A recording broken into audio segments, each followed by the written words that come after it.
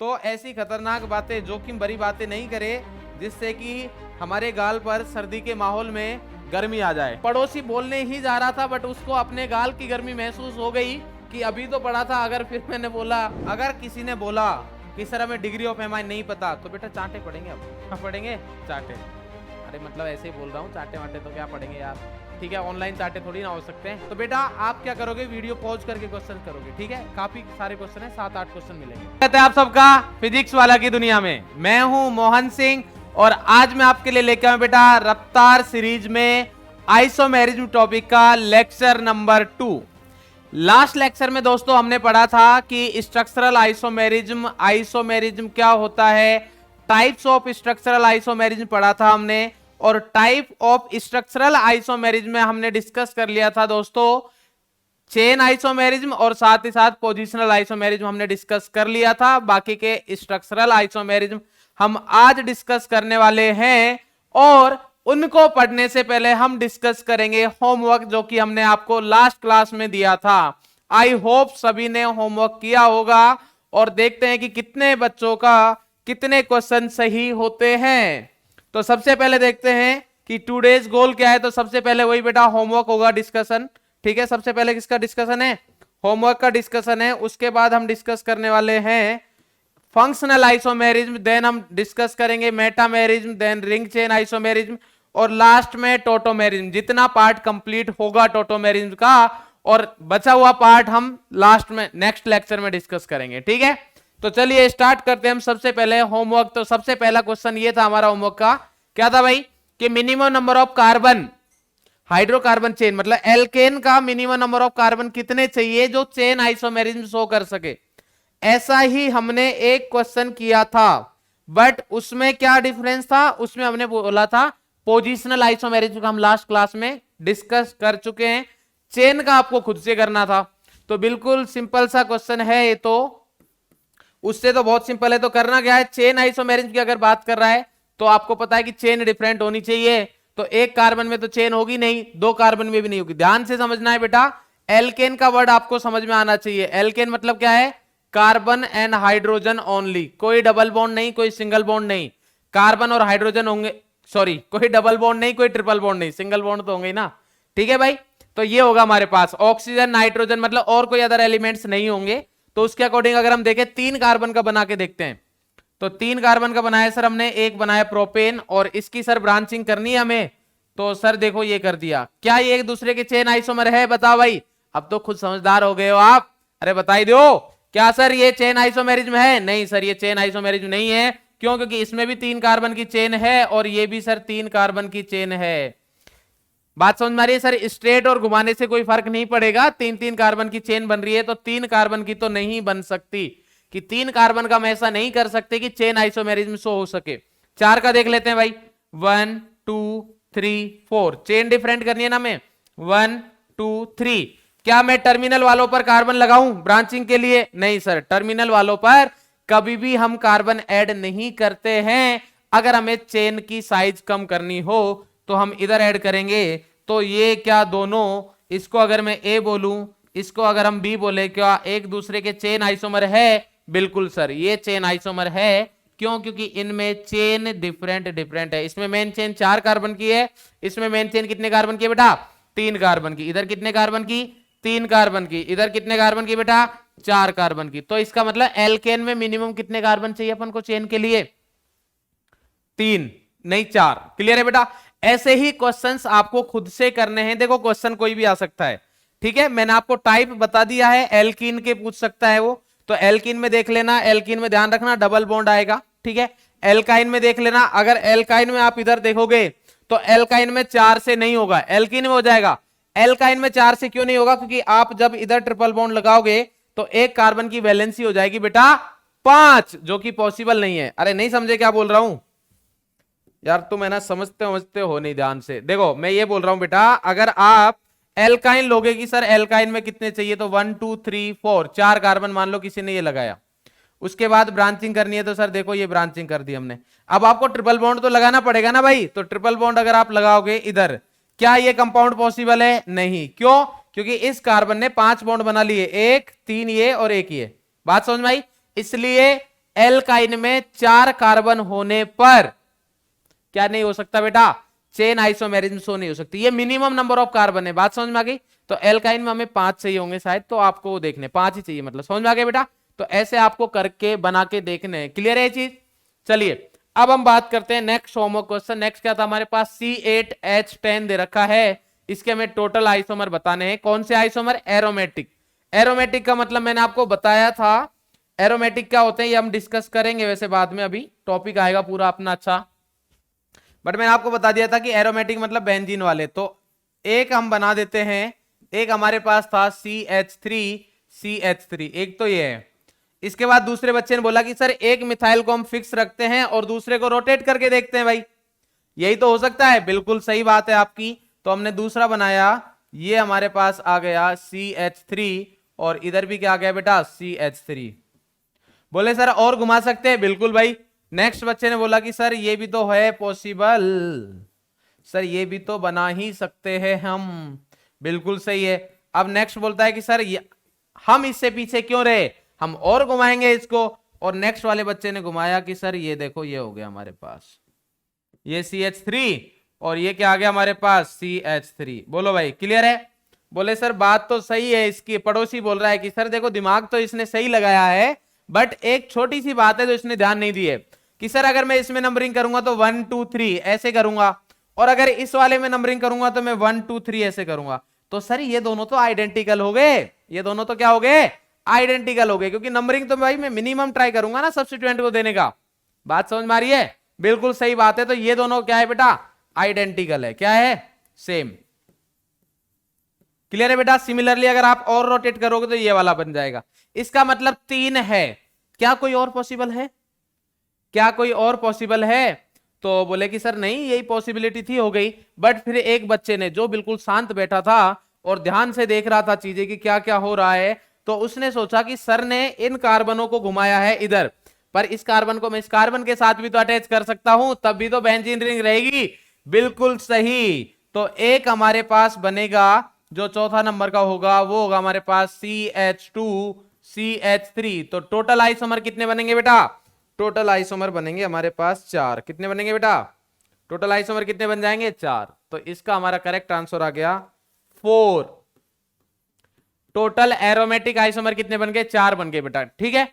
अब इसको अगर मैं बोलूं A, इसको अगर हम बोले B, और इसको अगर हम बोले C, और इसको अगर हम बोले D, क्लियर है बेटा। तो अब देखना ध्यान से समझना, वैसे आपको पता है तो मैं इधर बोल सकता हूं कि A, B एंड C, इन तीनों में जो रिलेशन है वो है बेटा किसका, पोजिशनल आइसोमर्स। ये तीनों क्या है, एक दूसरे के पोजिशनल आइसोमर है। बात समझ में आ रही होगी आपको, क्लियर है भाई। पोजीशन अलग अलग है, 1 2 1 3 और 1 4, ठीक है। बट अगर मैं बात करूं कि D की, D and A, D and B, D and C, इनमें जो रिलेशन है वो क्या बेटा, पोजिशनल आइसोमर का है, नहीं। ये सब क्या है, हमारे चेन आइसोमर है। क्यों, क्योंकि साइड चेन की लेंथ डिफरेंट है। इसमें 2 कार्बन की साइड चेन है और बाकियों में 1 कार्बन की साइड चेन है। क्लियर है बेटा। तो इस टाइप से आपको एक क्वेश्चन करना था। चलिए अब बात करते हैं हम नेक्स्ट क्वेश्चन की। तो नेक्स्ट क्वेश्चन है हमारे पास C6H4X2 दे रखा है, C6H4X2 दे रखा है। इसके टोटल एरोमेटिक आइसोमर बनाने हैं। तो जैसे ही आया तो हमारे दिमाग में आता है कि सर C6H6 तो बेंजीन होता है, C6H6 क्या होता है, बेंजीन। तो C6H6 होता है हमारे पास बेंजीन। तो ये बना दिया हमने बेंजीन भाई, ये बेंजीन हो गया। क्लियर है, सब पे एक एक H आएगा, ठीक है। अब क्या बोल रहा है उसने, तो C6H4X2 है, बात समझ में आ रही है।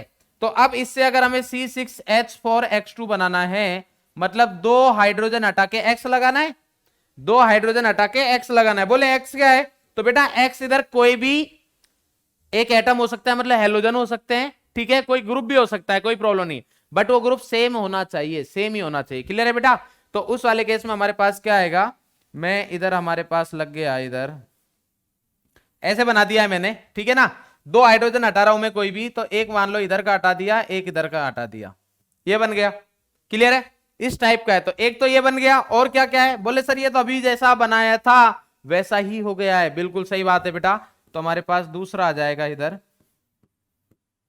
ये x, ये x, और तीसरा है हमारे पास, अब देखना जादू होगा मेरे हिसाब से, होगा नहीं होगा, देखते हैं इधर कुछ बनता नहीं बनता। यार बनना तो चाहिए, नहीं बना, चलो हाँ भाई ये आ गया हमारे पास, और तीसरा इसमें पॉसिबल है ये।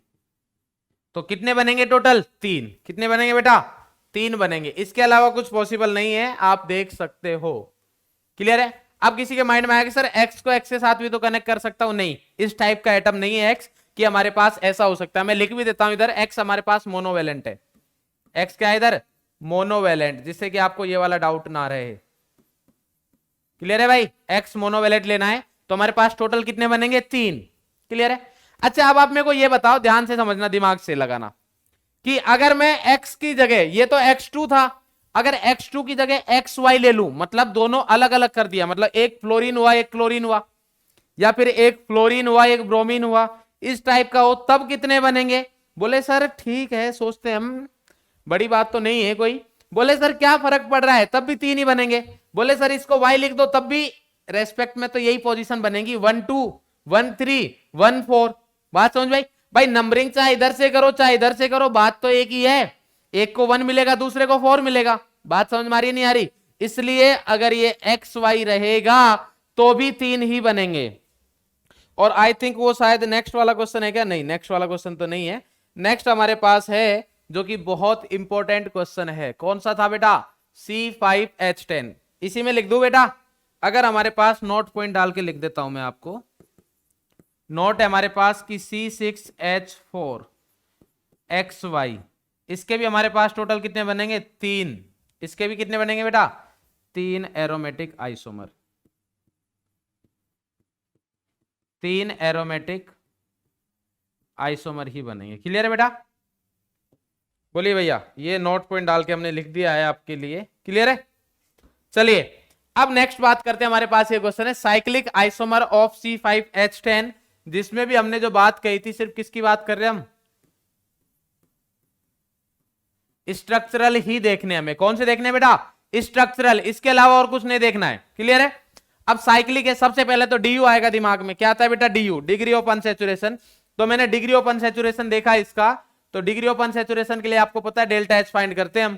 डेल्टा H कैसे फाइंड करते हैं? जो लोग भूल गए हों उनको बता देता हूं, ऐसे नहीं भूले होंगे क्योंकि लास्ट क्लास में भी हमने यही बात करी थी। तो C5 के रेस्पेक्ट में एल्केन सोचिए, तो सर C5 का एल्केन का फॉर्मूला बनेगा C5 का डबल 10 + 2, मतलब C5H12। H12 और H10 में कितना डिफरेंस है? 2 हाइड्रोजन का। तो डेल्टा H कितना हो गया? 2। डेल्टा H/2 आता है, मतलब डिग्री ऑफ अनसैचुरेशन आ गया 1। अब एक अनसैचुरेशन है, या तो एक रिंग बन सकती है या फिर एक डबल बॉन्ड आ सकता है। क्या डबल बॉन्ड हम इसमें इनके आइसोमर में लगा सकते हैं? बोले नहीं लगा सकते। क्यों? क्योंकि सर उसने बोल रखा है ऑलरेडी कि साइक्लिक आइसोमर बनाने हैं, मतलब एक ही रिंग पॉसिबल है। क्या बनेगी बेटा इसकी? ओनली एक रिंग बनेगी। बात समझ में आ गई? मैं इधर डबल बॉन्ड नहीं लिख रहा हूं। क्यों नहीं लिख रहा हूं? क्योंकि उसने इधर कंडीशन लगा दी है। बस अब हम स्टार्ट हो जाएंगे। रूल सेम है, कॉन्सेप्ट चेंज नहीं होगा कि सबसे पहले लॉन्गेस्ट फिर स्मॉल स्मॉल करते जाएंगे। तो सबसे पहले लॉन्गेस्ट की बात करूंगा, तो 5 कार्बन की चेन बनाएंगे हम। तो 5 कार्बन की अगर हम चेन बनाएं, तो आप भी बनाओ हम भी बनाते हैं। तो 5 कार्बन की चेन बनाते हैं बेटा। सबसे पहले 1 2 3 4 5, ये 5 कार्बन की चेन बन गई। यही हो गया पॉसिबल, और तो कुछ नहीं है। कोई ब्रांचिंग वगैरह कुछ हो नहीं सकती इसमें, साइड चेन वगैरह आएगी नहीं, क्योंकि C5H10 हो गया। ठीक है, इसके बाद बोले सर अब 4 का बनाओ। ठीक है भाई, 4 का बनाते हैं। 4 का ये बना दिया, बट इसमें हमारे पास एक पॉसिबिलिटी है। क्या? बोले सर कौन सी? हाँ है ना भाई, C4, ये तो 4 ही है, ये तो C4H8 है। तो अब एक कार्बन और बचा है, तो उसको लगा देते हैं। बोले सर ये लगा दिया हमने CH3। क्लियर है? बोले सही है। अब दूसरा बोला है सर इसने इधर लगाया, मैं इधर लगाऊंगा। तो फिर उसने, पड़ोसी ने उसके गाल पे लगा दिया। कहां लगा दिया? गाल पे। बोले मूर्ख, कहीं भी लगाओ, नंबरिंग तो उधर से ही स्टार्ट करोगे यार। अरे अगर एक बच्चे ने इधर लगाया है और दूसरा बोले कि नहीं सर मैं तो इधर लगाऊंगा, ये तो ये भी क्या है हमारे पास? 1 मिथाइल ब्यूटेन है, ये भी 1 मिथाइल ब्यूटेन है, या फिर मिथाइल, कहीं भी लगाओ नंबरिंग उधर से स्टार्ट होगी। भाई आईयूपीएसी नहीं, इधर से ही करूंगा मैं नंबरिंग, इसमें इधर से करूंगा। बात समझ में नहीं आ रही? तो ऐसी खतरनाक बातें, जोखिम भरी बातें नहीं करे जिससे कि हमारे गाल पर सर्दी के माहौल में गर्मी आ जाए, ठीक है। चलिए नेक्स्ट स्टेप हमारे पास 4 कार्बन का और कुछ पॉसिबल है क्या? बोले सर नहीं है अब तो। ठीक है भाई, तो 3 कार्बन के बारे में सोच लेते हैं। ठीक है भाई, 3 कार्बन का हमने एक ये बना दिया। अब ध्यान से समझना दिमाग से, 3 कार्बन के बना दिए हमने। तो 3 कार्बन में अभी हमारे पास बचे कितने? 2 कार्बन। तो 2 कार्बन अब है तो मैं एक साथ भी रख सकता हूं और दोनों को अलग अलग मिथाइल की फॉर्म में भी रख सकता हूं। तो सबसे पहले एक साथ रखते हैं हम, तो इथाइल की फॉर्म में अगर रखा तो ये बन गया हमारे पास। अब बोले पड़ोसी बोलने ही जा रहा था बट उसको अपने गाल की गर्मी महसूस हो गई कि अभी तो पड़ा था, अगर फिर मैंने बोला कि इधर लगेगा तो प्रॉब्लम हो जाएगी। अरे बोलो भाई, अगर इसको मैं बोलूं कि ये इथाइल को इस वाले पर लगा दो अलग बनेगा, तो भैया इतने तो गर्मी पहुंच जाएगी ना। अरे समझ रहे हो ना? तो एक ही पॉसिबल है इसमें भी, इथाइल में। तो भाई इसको कहीं भी घुमा लो, 1 इथाइल साइक्लोप्रोपेन ही रहेगा ये। जैसे ये 1 मिथाइल साइक्लोब्यूटेन ही रहेगा, साइक्लोब्यूटेन शायद मैंने हो सकता है ब्यूटेन बोल दिया हो पहले, ये 1 मिथाइल साइक्लोब्यूटेन ही रहेगा। ऐसे ही 1 इथाइल साइक्लोप्रोपेन ही पॉसिबल है। बोले सर ठीक है, तो अब जो 2 कार्बन इनको अलग अलग करके देख लेते हैं। बिल्कुल सही बात है भाई, तो 2 कार्बन को अलग अलग करके देखते हैं हम। तो 2 कार्बन को अलग अलग करके देखा, बोले क्या क्या पॉसिबिलिटी है बताओ। तो पॉसिबिलिटी बिल्कुल सिंपल है। सबसे पहले दोनों कार्बन को एक ही कार्बन को दे दिया जाए। तो बोले सर 2 मिथाइल तो यहां लगा दिए, बिल्कुल सही बात है। अब क्या बोले? बोले पड़ोस में लगा दो, एक को इधर लगाया एक को इधर लगाया। ठीक है भाई, ये बात भी सही है। अब बोल रहा है कि भाई अल्टरनेट लगा दो। बोले ठीक है, अल्टरनेट लगा बेटा, हम देखते हैं आप अल्टरनेट कैसे बनाते हो। तो बोले इधर लगाया, इसको छोड़ के इधर लगा दो। तो इधर इसको अगर आपने स्किप किया, इधर तो मैं नंबरिंग फिर इधर से करूंगा, तो 1 2, इधर से भी 1 2, मतलब सेम ही बनेगा। तो total structural isomer of total cyclic structural isomer of C5H10 कितने बनेंगे हमारे पास? 5 बनेंगे। कितने बनेंगे बेटा? 5। तो टोटल कितने बने? 5। अब इसमें से किसी भी टाइप का क्वेश्चन पूछ सकता है वो आपसे। क्या पूछ सकता है कि भाई चेन आइसोमर कितने हैं, पोजीशन कितने हैं, ठीक है, इस टाइप की बातें करेगा। तो आप खुद समझदार हो तो आप बता सकते हो उसको। क्लियर है भाई? तो टोटल कितने बन जाएंगे? 5 बन जाएंगे। मेरे हिसाब से कोई समस्या नहीं होनी चाहिए। इसके तो सारे के सारे चेन आइसोमर है ही, इसके रेस्पेक्ट में तो सारे के सारे चेन आइसोमर है ही। क्लियर है भाई? इसके रेस्पेक्ट में भी सारे के सारे चेन आइसोमर है, इसके रेस्पेक्ट में भी सारे के सारे चेन आइसोमर है, क्योंकि साइड चेन डिफरेंट है। हाँ, ये दोनों आपस में पोजिशनल आइसोमर है, बाकी तो चेन आइसोमर बन ही रहे थे। क्लियर है भाई? तो और कोई पॉसिबिलिटी तो नहीं है। देख लो C5H10 के ये बन रहा है, 4 में ये बन सकता, 3 में हमारे पास 2 कार्बन बचे, या तो इधर लगा दो या ऐसे लगा दो, बिल्कुल सही है। स्ट्रक्चरल इतने बनेंगे। तो ये था हमारे पास। नेक्स्ट क्वेश्चन देखते हैं भाई। क्वेश्चन नेक्स्ट है हमारे पास, नेक्स्ट क्वेश्चन है हमारे पास। क्या बोल रखा है? Compounds having same number and kind of atoms. Same number है हमारे पास, नंबर ऑफ एटम्स भी सेम है, काइंड ऑफ एटम्स भी सेम है। बट मतलब सेम नंबर ऑफ एटम्स है, जैसे 10 एटम है, और उनका टाइप भी सेम है। 10 में ऐसा नहीं, एक में बोल रखा है C5H10 है और दूसरे में C5Cl5 है। तो नंबर ऑफ एटम्स तो दोनों में 10 10 है, बट उसने बोल रखा है टाइप और काइंड दोनों सेम है। ठीक है, but different arrangement of atoms. But atoms का अरेंजमेंट क्या है? डिफरेंट है। In their molecules are called. तो कुल मिला के वो बोल रहा है कि अगर टाइप भी सेम कर दिया एटम का और नंबर भी सेम कर दिया एटम का, तो इसका मतलब मॉलिक्यूलर फॉर्मूला सेम है बट अरेंजमेंट डिफरेंट है। इसका मतलब ये तो आइसोमर हो गए। तो एलोट्रोप्स नहीं, आइसोटोप्स नहीं, आइसोमर हाँ। तो चेन्नई आंसर हो जाएगा। क्या हो जाएगा बेटा? चेन्नई आंसर हो जाएगा। पॉलीमर्स तो मतलब ही नहीं है। क्लियर है बेटा? चलिए अब बात करते हैं हम नेक्स्ट क्वेश्चन की, जो आपको होमवर्क दिया था। ये PYQ का क्वेश्चन है बेटा, PYQ का क्वेश्चन है, ये आया हुआ क्वेश्चन है PYQ। आपको काफी सारे क्वेश्चंस मिलते हैं होमवर्क में भी जब मैं इधर PYQ नहीं लिखता हूं। क्लियर है बेटा? तो PYQ मेरा मानना है कि आपको खुद को करना चाहिए, बट मैं फिर भी कुछ चेक तो करवा देता हूं। देखो PYQ जब तक आप खुद करोगे ना तब कॉन्फिडेंस आएगा। अगर आपको मैं मैक्सिमम PYQ खुद करा देता हूं तो मेरा पर्सनली मानना ऐसा है कि अगर मैं करवा रहा हूं तो आपको कॉन्फिडेंस कैसे आएगा? ठीक है, हाँ, बट ऐसा कर सकते हो कि जब मैं करवा रहा हूं आप वीडियो पॉज करके कर लो, तो वो बात भी ठीक है। बट आप अटेम्प्ट करिए, डाउट पूछिए, कोई प्रॉब्लम नहीं, आपको बताए जाएंगे। ठीक है भाई? तो द मॉलिक्यूलर फॉर्मूला दे रखा है डाइफिनाइल मीथेन का, और इसमें बोल रखा है how many structural isomer. Are possible when one of the hydrogen is replaced by a chlorine atom. कोई भी एक हाइड्रोजन हटा रहा है एक टाइम पे और क्लोरीन लगा रहा है, तो बोल रहा है कि कितने स्ट्रक्चरल आइसोमर बनेंगे। सबसे पहला हाइड्रोजन ढूंढते हैं कहां कहां है। इस कार्बन के पास है, इसके पास है, इसके पास है, ये दोनों रिंग तो सेम ही है, तो चाहे इधर देख लो चाहे इधर देख लो एक ही बात है। क्लियर है भाई? तो अब हम बनाना स्टार्ट करते हैं। देखो सबसे पहले हमने बनाया, इस बीच वाले कार्बन को ही पकड़ते, तो ये CH, इधर लगाया हमने Cl, और ये एक बन गया। क्लियर है भाई? एक ये बन गया। इसमें कोई समस्या? कोई समस्या। इधर से H हटा के Cl लगा दिया। अब इसके बाद इधर वाली, अब ध्यान से देखना, ये वाली पोजीशन और ये वाली पोजीशन, सर दिख ही नहीं रहा, कलर सही चूज करो। ठीक है भाई? तुरंत आवाज आ जाती है मेरे को आप लोगों की। ठीक है? हाँ भाई, तो क्या होगा, एक ये दोनों पोजीशन तो सेम है, और ये दोनों मतलब इन चारों पोजीशन में से कहीं से भी हटाओ एक ही बात है। अरे नंबरिंग करके देख लेना, सेम ही बात आएगी। बिल्कुल सर सेम बात है। तो इसका मतलब ये हो गया कि हमारे पास नेक्स्ट जो बनेगा CH2 ही रहेगा अब तो ये, क्योंकि इधर का तो हम हटा चुके। अब इसके बाद हमने हटा दिया इधर का, तो ये लगा दिया हमने Cl। क्लियर है भाई? अब नेक्स्ट पॉसिबिलिटी फिर से मैं कलर के हिसाब से कर रहा हूं, तो आपको कलर कौन सा दिखेगा, इस पे रेड हो गया। अच्छा ये हो गया। अब रेड वाला देख लेते हैं। रेड में मतलब देखो ये और ये सेम बात है। बिल्कुल सर सेम बात है। तो इसके अकॉर्डिंग क्या बन जाएगा हमारे पास, एक ये बन जाएगा भाई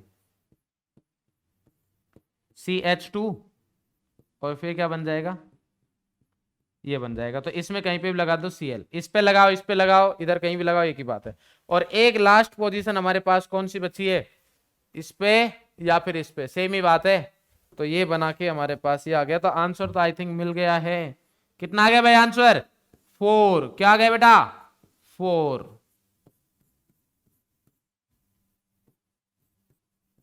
तो 4 दिख रहा है क्या? अच्छा ये तो पहले ही आंसर हो गया, ए हो जाएगा। क्लियर है भाई? अरे क्लियर है ना? तो ये हमारे पास आ गया, एक हाइड्रोजन को हटा के यही बनेंगे। क्लियर है भाई? जो भी आपके बेटा डाउट्स वगैरह है, तो देखो सैटरडे संडे की क्लास रेगुलर होती है, मतलब कंटिन्यू होती है, तो रिकॉर्डिंग ऑब्वियसली बात है उससे पहले ही हो जाती है। तो आपके जो इस वीक के सैटरडे संडे की, ये संडे की क्लास है, ठीक है? तो इस क्लास के बाद आपके जो भी डाउट आएंगे सैटरडे संडे वाले जो भी रहेंगे, तो नेक्स्ट सैटरडे संडे आएगा, नेक्स्ट सैटरडे वाली क्लास में मैं इंक्लूड कर लूंगा। क्लियर है बेटा? ठीक है, वैसे हम ट्राई करेंगे कि आपको डाउट्स ना आए। चलिए भाई नेक्स्ट क्वेश्चन है हमारे पास ये, how many possible positional isomers are possible for. ये तो देख के ही कर दोगे, अरे ये तो हमने किया है। ये क्या C6H4X2 जैसा नहीं है क्या? C6H4X2 ही तो है ये। बोलो भाई, तो how many positional isomers are possible for, तो इसके लिए कितने बनेंगे टोटल? एक तो ये खुद है, खुद को इंक्लूड करके बता रहा हूं, एक तो ये, एक इसका इधर बनेगा, एक इसका ये बनेगा, तो टोटल कितने बनेंगे? 3। बॉम्बे आ जाएगा। क्लियर है भाई? How many positional isomers are possible for, इस कंपाउंड के पोजिशनल आइसोमर कितने बनेंगे? एक तो ये, 2 और बनेंगे, तो टोटल कितने हो गए? 3। इसके अलावा अगर पूछता तो मैं कितने बताता? 2। क्लियर है भाई? अरे क्लियर है ना? एक ये तो है ही, एक इधर आ सकता है, एक इधर आ सकता है। कर चुके हम ये क्वेश्चन आज ही, बॉम्बे हो जाएगा इसका आंसर। नेक्स्ट है हमारे पास, ये कंपाउंड बोल रखा है, तो उसने बोल रखा है कि ये दोनों क्या है, ए एंड बी क्या है। तो सबसे पहले हमारे पास 4 ऑप्शन दे तो रखे हैं, तो अगर none of these answer option दिखता है, तो आप बेटा सबसे पहले ये देखना कि ये आइसोमर है या नहीं है, पहले दिमाग में ये आना चाहिए आपके। तो बट चारों के चारों आइसोमर दे रखे हैं, इसका मतलब आइसोमर तो है, तो मॉलिक्यूलर फॉर्मूला चेक करने की जरूरत नहीं है। तो अब देखेंगे हमने, तो अगर मैं इसमें देखूं पहले वाले में, तो स्ट्रेट चेन कितने कार्बन की बेटा? मेन चेन हमारे पास 1 2 3 4 5 6 7 7 कार्बन की है। इसमें 1 2 3 4 5 6 कितने कार्बन की? 6। इसमें 7 कार्बन की, इसमें 6 कार्बन की चेन। चेन डिफरेंट है, और जो चीज डिफरेंट होती है वही क्या होता है? आइसोमेरिज्म का नेम होता है। इसलिए इसका नेम हो जाएगा चेन आइसोमेरिज्म। क्या हो गई बेटा? Chain isomerism. समझ में आई नहीं आई? अरे क्लियर है बेटा? वलय समावयवता क्या हो गई? वलय समावयवता। शायद हिंदी सही है मेरी। ठीक है भाई, चलिए नेक्स्ट बात करेंगे हम। ये क्वेश्चन है, ये भी होमवर्क का ही क्वेश्चन है, ये हमारे पास दे रखा है, फिर से दोनों में रिलेशन पूछा है, नन ऑफ दीज नहीं दे रखा। तो अगर मैं इसमें देखूं सबसे पहले वाले में, तो क्या दे रखा है बेटा हमारे पास, इधर है ये एक कार्बन है, ये दो कार्बन है, इधर कोई कार्बन नहीं है, बात समझ में आ रही है ना? अरे नहीं आ रहा, ए क्या कंपाउंड दे रखा है हमारे पास, ए कंपाउंड दे रखा है CH3 और CH, इधर OH और इधर भी क्या है बेटा OH। क्लियर है? ये हमारे पास दे रखा है A। और B क्या दे रखा है, B हमारे पास दे रखा है CH2 और इधर दे रखा है OH और इधर भी दे रखा है OH। अब तो आपको समझ में आ गया होगा कि OH की पोजीशन अलग अलग दे रखी है, ये 1 ये 2, इधर ये 1 ये 2, तो इधर 1 1 पे डाइऑल है, उधर 1 2 पे डाइऑल है, तो ये तो पोजीशनल आइसोमर हो गए। बोलो भैया फंक्शनल ग्रुप की पोजीशन अलग है और चेन की लेंथ सेम है, तो कौन से आइसोमर हो गए? बोले सर पोजीशनल। तो ठीक है भाई पोजीशनल हो गए। क्लियर है? फंक्शनल बोले सर फंक्शनल ग्रुप तो सेम है, फंक्शनल क्यों होंगे? चलिए भैया ये बताई दो अब, ये कौन सा है? ए एंड बी में रिलेशन, होमवर्क का क्वेश्चन था, आप करके आए हो तो हम टाइम नहीं देंगे इधर भैया। तो ये हमारे पास दे रखा है, तो सबसे पहले वही मेन चेन देखी हमने, क्या देखी भैया? मेन चेन को जब हमने देखा तो हमें इधर मिली 4 कार्बन की चेन। कितने कार्बन की? 4 की। और जब हमने मेन चेन को इधर देखा तो इधर नहीं जाएंगे, हमें नीचे आने पड़ेगा। क्यों? क्योंकि मेन फंक्शनल ग्रुप का कार्बन तो लेना ही है। तो इधर कितने कार्बन? ये 1 ये 2 और ये 3, 3 कार्बन, इधर 1 2 3 4। तो चेन डिफरेंट है, तो जो डिफरेंट है वही आइसोमेरिज्म हो जाएगी। क्या हो गई बेटा? Chain isomerism. क्लियर है बेटा? क्या हो गए? दोनों एक दूसरे के चेन आइसोमर है। अरे बोलो भैया क्लियर है कि नहीं क्लियर है? क्लियर है ना भाई? चलिए लास्ट क्वेश्चन होमवर्क का, which of the following pairs represent isomer? कौन से पेयर है जो आइसोमर्स को रिप्रेजेंट कर रहे हैं? बोलिए भैया कौन से आइसोमर है जो, कौन से पेयर है जो आइसोमर्स को रिप्रेजेंट कर रहे हैं? तो आइसोमर की तो एक ही डेफिनेशन है, क्या होना चाहिए? Same molecular formula different compound. तो सेम मॉलिक्यूलर फॉर्मूला, इसमें कितने कार्बन है? 2 कार्बन, इधर 3 कार्बन। बोले भैया ये तो नहीं हो सकता। ठीक है भाई, इसमें अगर आप देखो तो DU डिफरेंट दिख रहा है, नहीं दिख रहा आपको? DU डिफरेंट दिख गया होगा बेटा। अरे DU सेम नहीं है ना, DU is not equal to, मतलब DU डिफरेंट है। DU अगर डिफरेंट है तो इसका मतलब इनका मॉलिक्यूलर फॉर्मूला भी क्या होगा? डिफरेंट होगा। तो मॉलिक्यूलर फॉर्मूला क्या है? डिफरेंट है। अरे क्लियर है ना? बोले सर आपको कैसे पता चला इनका DU डिफरेंट है? इसमें डबल बॉन्ड है, इसमें कहीं पे डबल बॉन्ड नहीं है। तो अगर आप इनका मॉलिक्यूलर फॉर्मूला देखोगे तो देखो 1 2 3, सॉरी 1 2 2 कार्बन, तो C2। हाइड्रोजन कितने? 2 3 4, 4 हाइड्रोजन H4 और 1 ऑक्सीजन। इसमें देखो C2 H6O, तो अलग अलग है या नहीं है? ऑक्सीजन हाइड्रोजन दिख रहे हैं, 2 हाइड्रोजन, इसका DU 0 है, इसका DU 1 है, तो 1 DU मतलब 2 हाइड्रोजन की कमी तो होती है। तो ये भी नहीं होगा, ए भी नहीं होगा। सी को देखे भाई, सी में अगर आप देखोगे ऑल ऑफ दीज दे रखा है, तो ये तो आंसर है नहीं, तो चेन नहीं आंसर आ गया। देख लो इसमें ये क्या है? C4H10, ये भी C4H10। यही एग्जांपल से तो हमने आइसोमेरिज्म स्टार्ट की थी। क्लियर है भाई? अरे C4H10 से तो स्टार्ट की थी। तो इस तरीके से हमारा होमवर्क होता है कंप्लीट। ठीक है, तो हमने लास्ट क्लास में चेन और पोजिशनल आइसोमेरिज्म पढ़ी थी। चेन आइसोमेरिज्म क्या होता है? जिसमें मेन चेन और, मतलब चेन आइसोमेरिज्म मतलब चेन डिफरेंट। सर कौन सी चेन? बेटा कोई सी भी चेन, या तो मेन चेन या फिर साइड चेन या फिर दोनों, कोई चलेगा तो भी चलेगा। क्लियर है भाई? ठीक है, तो ये हो गया हमारे पास चेन आइसोमेरिज्म। दूसरा क्या है? Positional isomerism. पोजिशनल आइसोमेरिज्म में उसने बोला था कि चेन की लेंथ चेंज नहीं होनी चाहिए। अब चेन की लेंथ क्या नहीं होनी चाहिए बेटा? चेंज नहीं होनी चाहिए। और तब हमारे पास उसमें अगर पोजीशन ऑफ सब्स्टिट्यूएंट या फिर पोजीशन ऑफ फंक्शनल ग्रुप या फिर अनसैचुरेशन, पोजीशन अलग होनी चाहिए। बोले किसकी? बोले जो भी वो पॉसिबिलिटी है उसकी। बोले फंक्शनल ग्रुप ले लो तो भी चलेगा, अनसैचुरेशन ले लो तो भी चलेगा, सब्स्टिट्यूएंट ले लो तो भी चलेगा, कोई भी हो चलेगा। क्लियर है बेटा? तो ये आ गया। और हमने एक पॉइंट और बताया था कि चेन और पोजिशनल आइसोमेरिज्म एक साथ कभी भी नहीं हो सकती, क्योंकि चेन में चेन डिफरेंट होनी चाहिए और पोजिशनल में पोजिशन डिफरेंट, तो चेन हमेशा सेम होगी। क्लियर है भाई? बहुत क्लियर है सर। तो नेक्स्ट आइसोमेरिज्म आती है हमारे पास फंक्शनल आइसोमेर्स।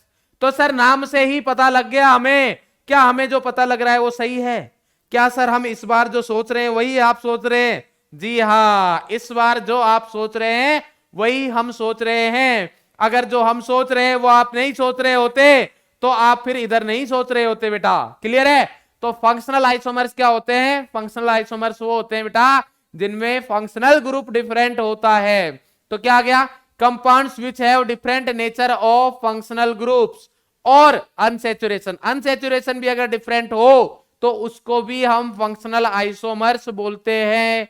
बोले सर क्यों बोलते हैं? बेटा फंक्शनल ग्रुप की जब डेफिनेशन दी थी मैंने, याद करो। बोले सर छोटी छोटी बातें कर ले तो आप। तो बेटा मैं वही बता रहा हूं आपको, सारी चीजें अगर आप कॉन्सेप्ट से पढ़ोगे तो याद नहीं करनी पड़ेंगी, समझ के पढ़ोगे तो याद नहीं करनी पड़ेंगी, बट अगर आप चीजों को रटना स्टार्ट करोगे तो प्रॉब्लम है। तो मैंने फंक्शनल ग्रुप्स की जब डेफिनेशन दी थी तब मैंने आपको बताया था कि फंक्शनल ग्रुप वो होते हैं जिसकी वजह से केमिकल रिएक्शन होती है। तो डबल बॉन्ड और ट्रिपल बॉन्ड की केमिकल रिएक्शंस अलग अलग हो सकती है, होती भी है, ठीक है। तो उसकी वजह से क्या होता है, दोनों की केमिकल प्रॉपर्टी अलग है, तो इसलिए वो एक दूसरे के क्या होंगे बेटा? फंक्शनल आइसोमर होंगे।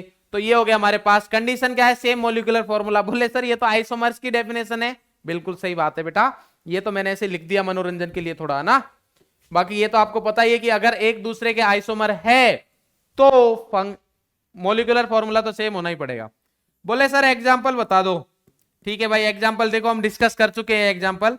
एक हमारे पास मॉलिक्यूलर फॉर्मूला दे रखा है C2H6O, इसके कंपाउंड बनाते हैं। तो एक ने बनाया CH3CH2OH और दूसरे ने बनाया CH3OCH3।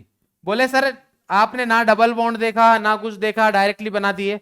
बोले अब हम हो गए हैं इंटेलिजेंट, डीयू तो हम ऐसे ही आंखों से निकलते हुए देख लेते हैं, डीयू कितना है इसका। बोले ऑक्सीजन को तो नेग्लेक्ट मानना था, इग्नोर करना था, और C2H6 एल्केन है तो डीयू 0 था, उसके अकॉर्डिंग बना दिए। तो अब देखो ये हमारे पास क्या दोनों फंक्शनल ग्रुप अलग है? बिल्कुल सर अलग है। ये कौन सा है? ये है हमारे पास एल्कोहल, और ये हमारे पास क्या है बेटा? ईथर। ये क्या है हमारे पास? ईथर। तो एल्कोहल और ईथर है एक दूसरे अलग अलग फंक्शनल ग्रुप है। तो इसको अगर मैं ए बोलूं और इसको अगर बी बोलूं तो ये दोनों एक दूसरे के क्या है? फंक्शनल आइसोमर्स है। ए एंड बी क्या है एक दूसरे के? FI, functional isomers. क्लियर है बेटा? बहुत क्लियर है सर। क्लियर नहीं, बहुत क्लियर है, ये बात समझ में आ गई। ठीक है सर, ये कहानी समझ में आ गई हमें। अब देखो हम थोड़ा सा सोच रहे हैं सर, अब हम क्या कर रहे हैं? थोड़ा सा सोच रहे हैं। तो बेटा क्या सोच रहे हो? बोले सर हम ये सोच रहे हैं कि आपने एल्कोहल का कंपेयर ईथर से क्यों किया, किसी और से क्यों नहीं किया? सल्फोनिक एसिड से क्यों नहीं कर लिया? एस्टर से क्यों नहीं कर लिया? एल्डिहाइड से क्यों नहीं कर लिया? बात समझ में आ रही है सर आपको? बोले सर बेटा समझ में तो आ रही है बात। तो उसका रीजन ये है, तो सर क्या हम ऐसा बोल सकते हैं कि जनरली फंक्शनल आइसोमेरिज्म उन्हीं के बीच में होगी जिनमें सेम टाइप के same number of atoms included होते हो, सेम डीयू आती हो। बोले यार बात तो बिल्कुल सही बोली है, ये चीज तो मैं बताने वाला था, और ये बात आपने पहले ही सोच ली।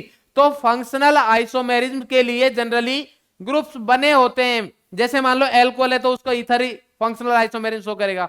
सल्फोनिक एसिड नहीं कर सकता, क्यों? क्योंकि उसमें सल्फर आएगा।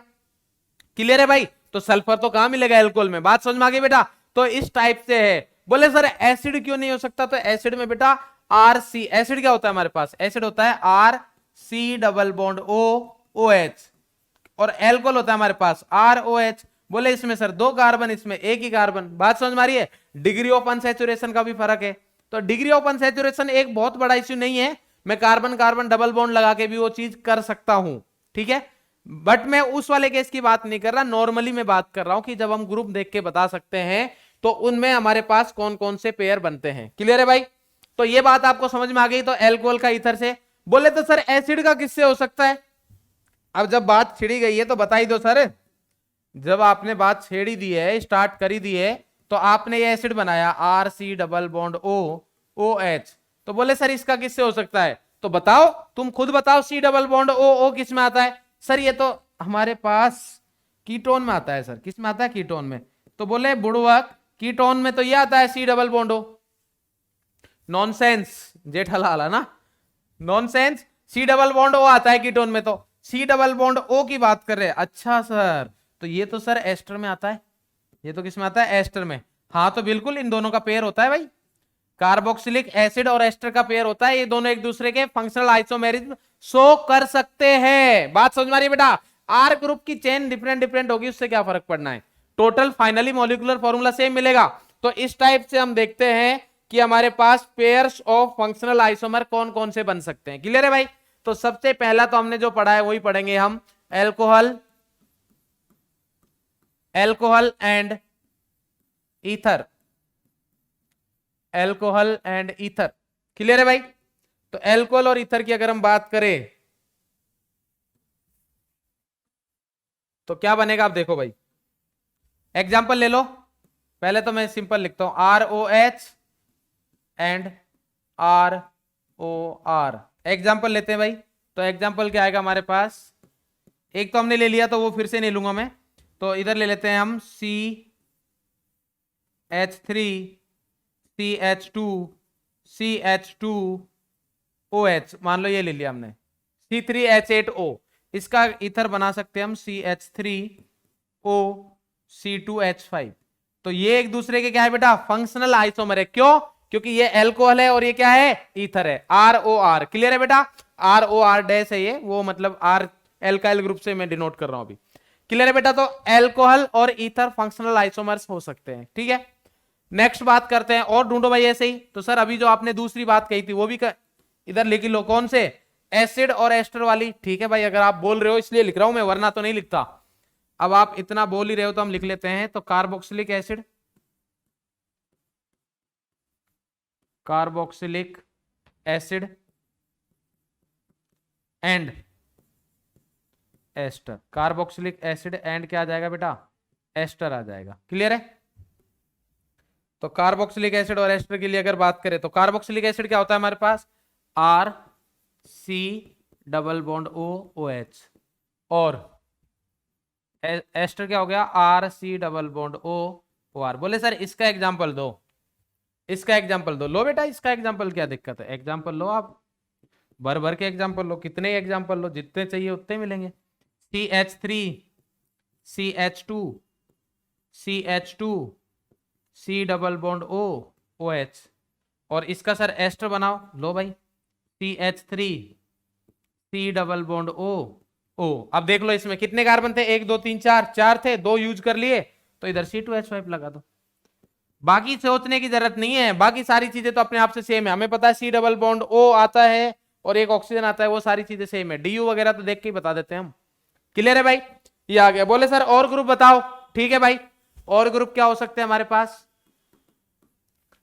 नंबर 3, याद करो, याद करो जो हमने कुर्बानी दी थी 10-15 मिनट की, किसमें, टाइप ऑफ फंक्शनल ग्रुप में। यार उधर दिमाग लगाओ ना भाई, क्यों बताया था वो, तो सर उधर तो आपने हमें बताया था एक बहुत इंपॉर्टेंट, कौन सा, एमाइन। क्या बताया था, एमाइन। तो 1 degree 2 degree 3 degree amine, 1 degree 2 degree and 3 degree amine, 1 degree 2 degree and 3 degree amine एक दूसरे के क्या होते हैं बेटा, फंक्शनल आइसोमर होते हैं। हम बताए थे आपको, हम बताए थे। तो ये तो टाइप पता ही आपको, एग्जांपल लिख देता हूं मैं डायरेक्टली। तो इसके अगर मैं एग्जांपल की बात करूं तो क्या आएगा बेटा, CH3 CH2 CH2 NH2, ये आ गया हमारे पास। ये तो 1 डिग्री एमाइन है। और क्या बना सकते हैं इसके, सर ऐसा भी बना सकते हैं हम, CH3 CH2 NH CH3, ये क्या हो गया, 2 degree amine. CH3 N CH3 CH3, ये क्या हो गया बेटा, 3 डिग्री एमाइन। क्या हो गया, 3 डिग्री। बोलो अरे क्लियर है ना, ये 1 डिग्री, ये 2 डिग्री, ये 3 डिग्री। अगर किसी ने बोला कि सर हमें डिग्री ऑफ एमाइन नहीं पता, तो बेटा चांटे पढ़ेंगे। अब क्या पढ़ेंगे, चांटे।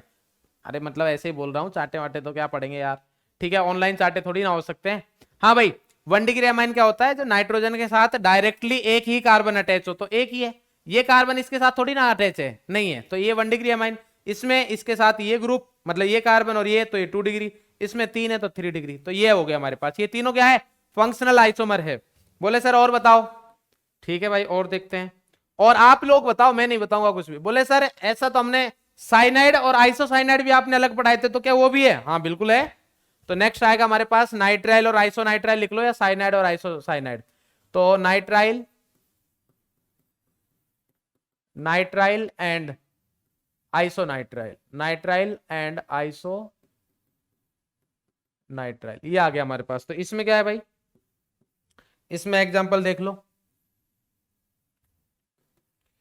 नाइट्राइल आइसोनाइट्राइल तो पता है ना सबको, RCN एंड RNC। क्लियर है भाई? तो क्या होगा हमारे पास, CH3 CH2 CN और CH3 C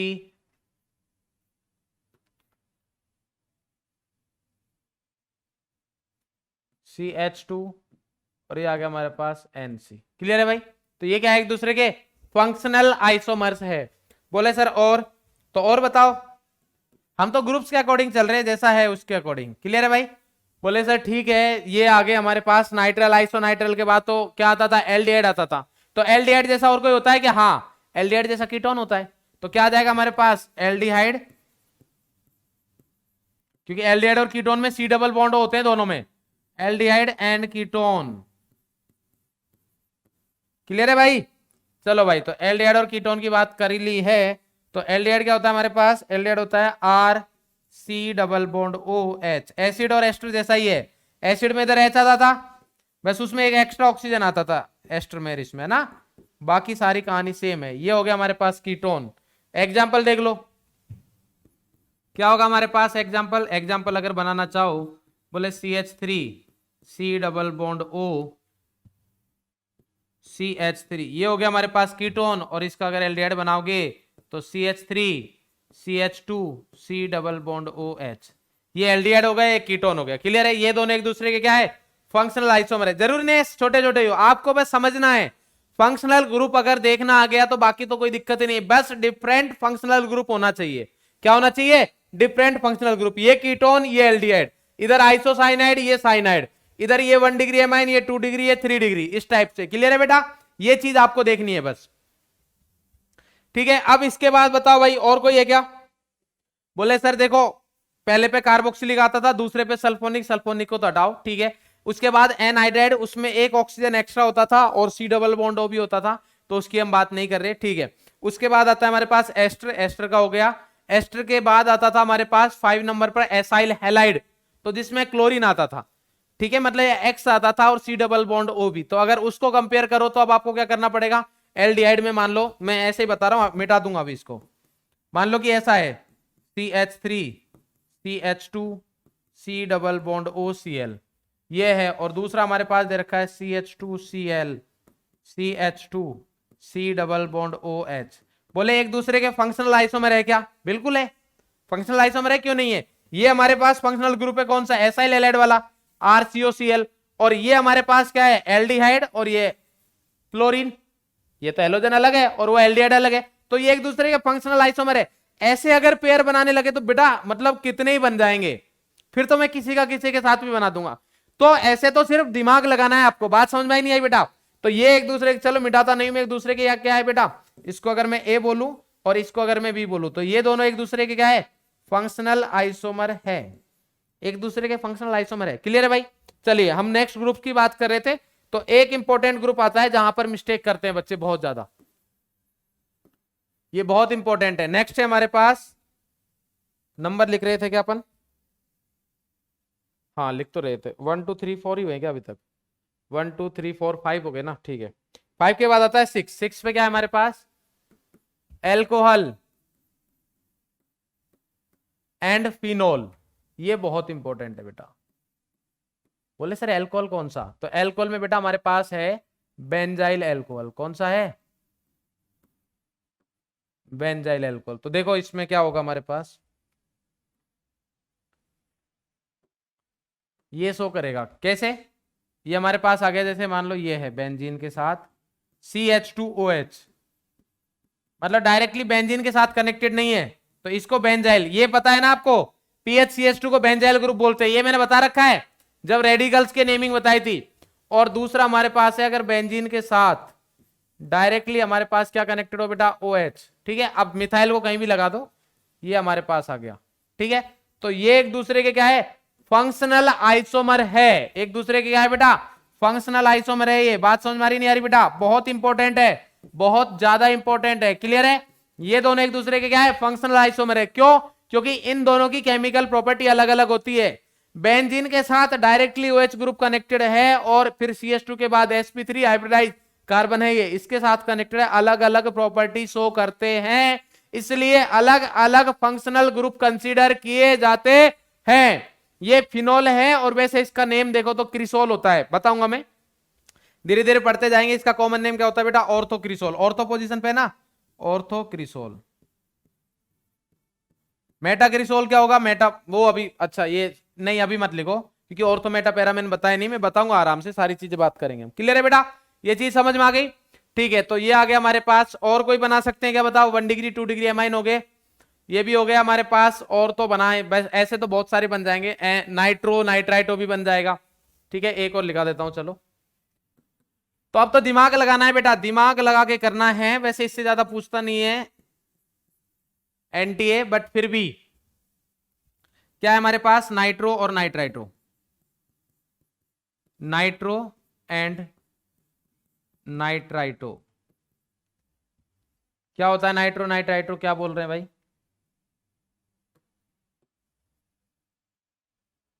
ये हमारे पास RNO2 नाइट्रोजन के साथ कनेक्टेड हो और RONO। एग्जाम्पल के लिए देख लो इधर, CH3NO2, ये हमारे पास है NO2, और दूसरा है इसके जैसा जो इसका फंक्शनल आइसोमर है CH3ON डबल बॉन्ड O। ये दोनों एक दूसरे क्या है, फंक्शनल आइसोमर। ये नाइट्राइटो है, ये नाइट्रो है, क्लियर है बेटा। तो इस टाइप से फंक्शनल आइसोमर बनेंगे। आई होप आपको कोई प्रॉब्लम नहीं आएगी, आप समझ के कर सकते हो, क्लियर है बेटा। चलिए बहुत अच्छे। अब इसके बाद आती है हमारे पास, इसके क्वेश्चंस करेंगे बाद में। नेक्स्ट आता है हमारे पास मेटामेरिज्म। क्या आता है बेटा, मेटामेरिज्म। अब मेटामेरिज्म में क्या होगा, इधर ध्यान से समझेंगे बेटा, बहुत इंपॉर्टेंट है, ये बहुत इंपॉर्टेंट है। ठीक है, इधर से मेरे हिसाब से मतलब अगर अच्छा क्वेश्चन बनाना है तो इधर से काफी बन सकते हैं। क्या बन सकते हैं बेटा, काफी इंपॉर्टेंट। देखो ध्यान से देखना, इधर कोई भी ऐसा नहीं दे रखा हमारे पास जिसमें हम ये पता लगा सके कि नेम से कैसे बताएंगे। ठीक है, नेम से हमें कैसे पता लगेगा कि कौन सी आइसोमेरिज्म है। तो ध्यान से समझेंगे, डेफिनेशन क्या है, same molecular formula, same polyvalent functional group. इधर एक नया वर्ड आया, पॉलीवेलेंट। सर मोनोवेलेंट तो पता था हमें, पॉलीवेलेंट क्या होता है बताएंगे, वेट करो थोड़ा सा बस। तो क्या है, same molecular formula, same polyvalent functional group, मतलब फंक्शनल ग्रुप चेंज नहीं हुआ है, बट वो फंक्शनल ग्रुप कैसा होना चाहिए, पॉलीवेलेंट होना चाहिए। But different alkyl group, but different alkyl group attach to polyvalent functional group, but different alkyl group attached to polyvalent functional group, functional group। ठीक है बेटा,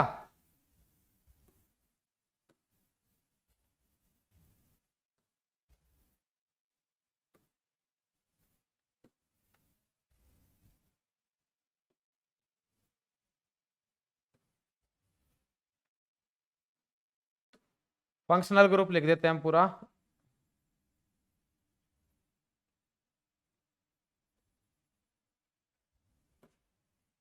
पॉलीवेलेंट फंक्शनल ग्रुप। बोले सर क्या लिख रहे हो, देखो सही लिखा है बिल्कुल एकदम।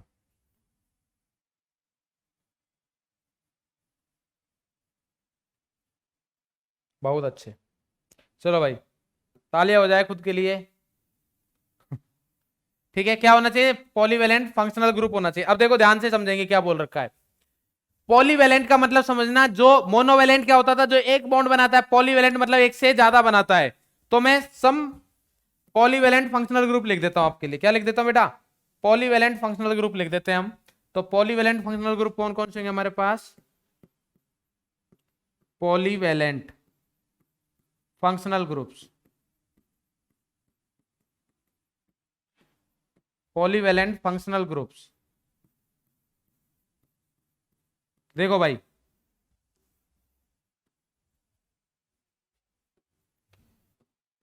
देखो ऑक्सीजन, 2 बॉन्ड बना रहा है, बिल्कुल पॉलीवैलेंट है, मतलब ईथर में हो सकता है। क्लियर है। दूसरा बोले सर फिर तो सी डबल बॉन्ड ओ में भी हो सकता है, बिल्कुल हो सकता है बेटा।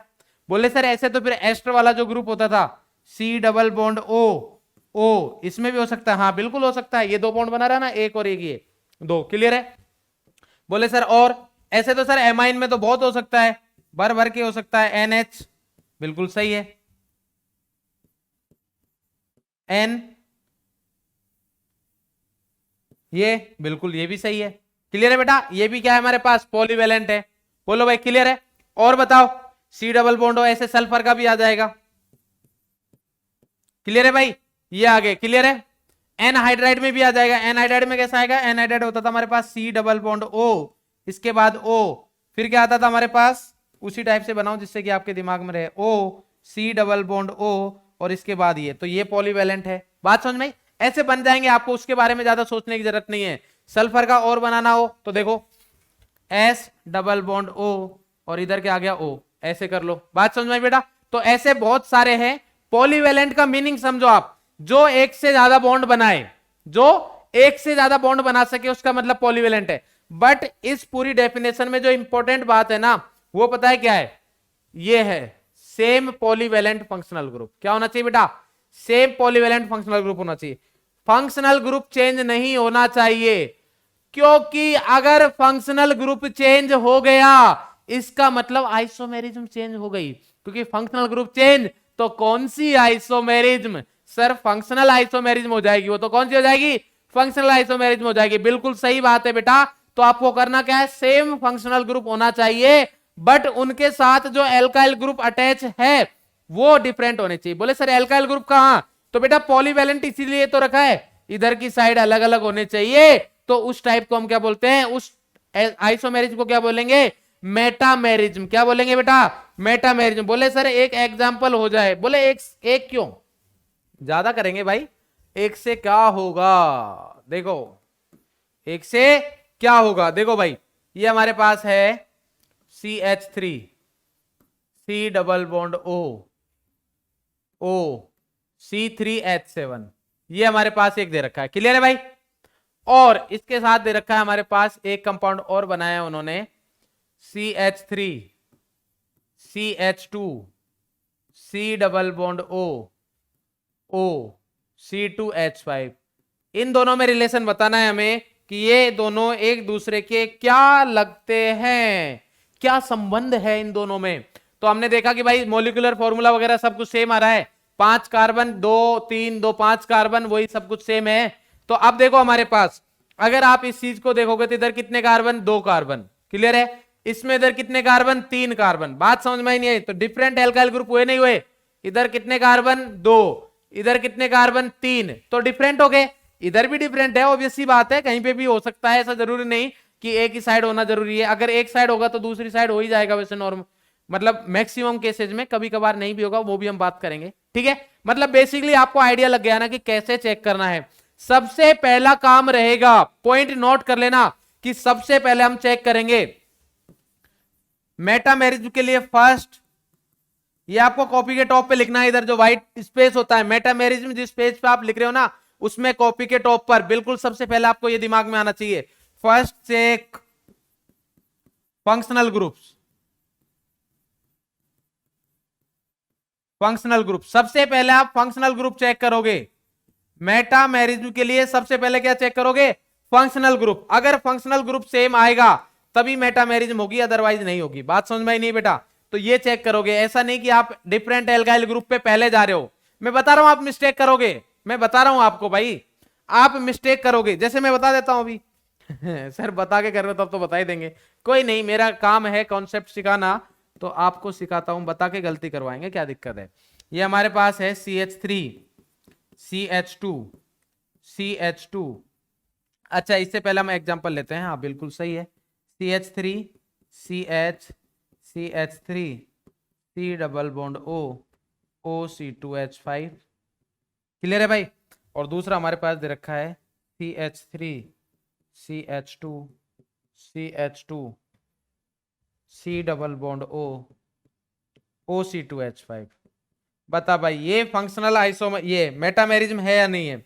मेटामेरिज्म बतानी है। ये दोनों एक दूसरे के मेटामर्स है, ये दोनों एक दूसरे के क्या है? मेटामर्स, मतलब मेटामेरिज्म है इनमें। क्लियर है बेटा? मेटामर्स लिख देता हूं मैं आपको, कौन सी भाषा में लिखे? येलो भाषा में। ये दोनों एक दूसरे के क्या है? मेटामर्स है। क्लियर है भाई? चलिए इन दोनों में देखना है, तो सबसे पहला काम क्या रहेगा सर इसमें? तो सर हमारे पास ये आ गया एस्टर, और ये भी क्या है? एस्टर। तो सेम फंक्शनल ग्रुप है। तो अब देखो इसमें क्या सर, इधर देखा हमने 1 2 3 4, 4 कार्बन, 1 2 3 4, इसमें भी 4 कार्बन है, और राइट साइड में 2 कार्बन, इधर 2 कार्बन। तो सर ये तो मेटामेरिज्म नहीं होगा। नहीं बेटा, होगा। क्यों? क्योंकि आपने डेफिनेशन ध्यान से नहीं पढ़ी। डेफिनेशन में ऐसा लिखा हुआ है, but different alkyl groups, different alkyl group रहेंगे। उसमें कहीं भी ऐसा नहीं लिखा हुआ है कि एल्काइल ग्रुप डिफरेंट तभी हो सकते हैं जब नंबर ऑफ कार्बन अलग हो। ऐसा तो नहीं है ना भाई? अरे आईयूपीएससी हमने पढ़ी है यार, अरे बोलो। तो इसमें हमारे पास ये जो कार्बन है, ये नॉर्मल ब्यूटेन है, ब्यूटेन वाली चेन है, बट ये ब्यूटेन नहीं है, ये आइसो ग्रुप लगा हुआ है। कौन सा लगा हुआ है? आइसो। बट है तो डिफरेंट एल्काइल ग्रुप, इसलिए ये दोनों एक दूसरे के मेटामर्स होंगे। आपको लगा था कि ये सर एग्जांपल नहीं देंगे मेटामर्स का? फंस गए बेटा।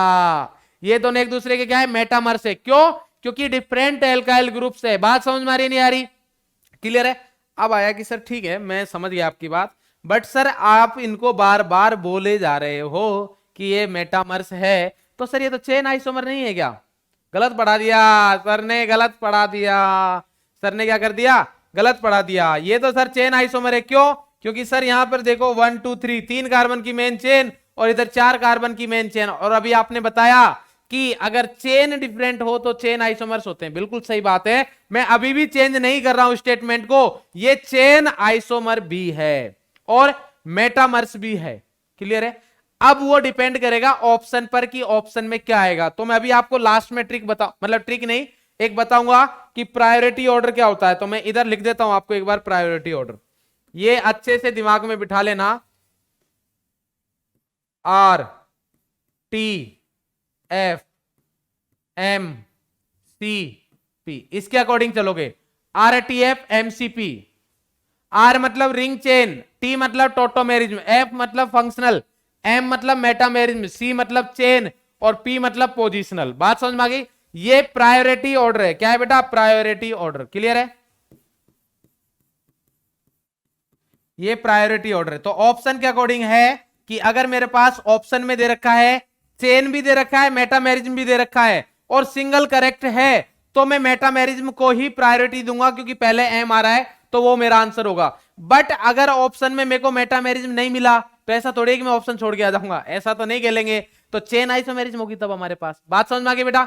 मेरे हिसाब से ये डाउट आपका क्लियर हो गया होगा। तो ये नोट पॉइंट के साथ आप लिख लोगे कि आर टी एफ एमसीपी क्या होगा बेटा? Are T F MCP. तो अभी आपको समझ में आ गया होगा कि ये दोनों एक दूसरे के फंक्शनल, सॉरी मेटामर्स है। बहुत सही बेटा, बहुत अच्छे खेले हो। चलो एक और खेलते हैं हम। क्या है हमारे पास? एग्जाम्पल बहुत ही सुंदर सा है। बोले सर अब तो हम कर देंगे, अब तो हम कर ही देंगे, अब तो हम क्वेश्चन को नहीं जाने देंगे। तो बोले सर आने दो बस क्वेश्चन। सी, अरे क्या हो रहा है?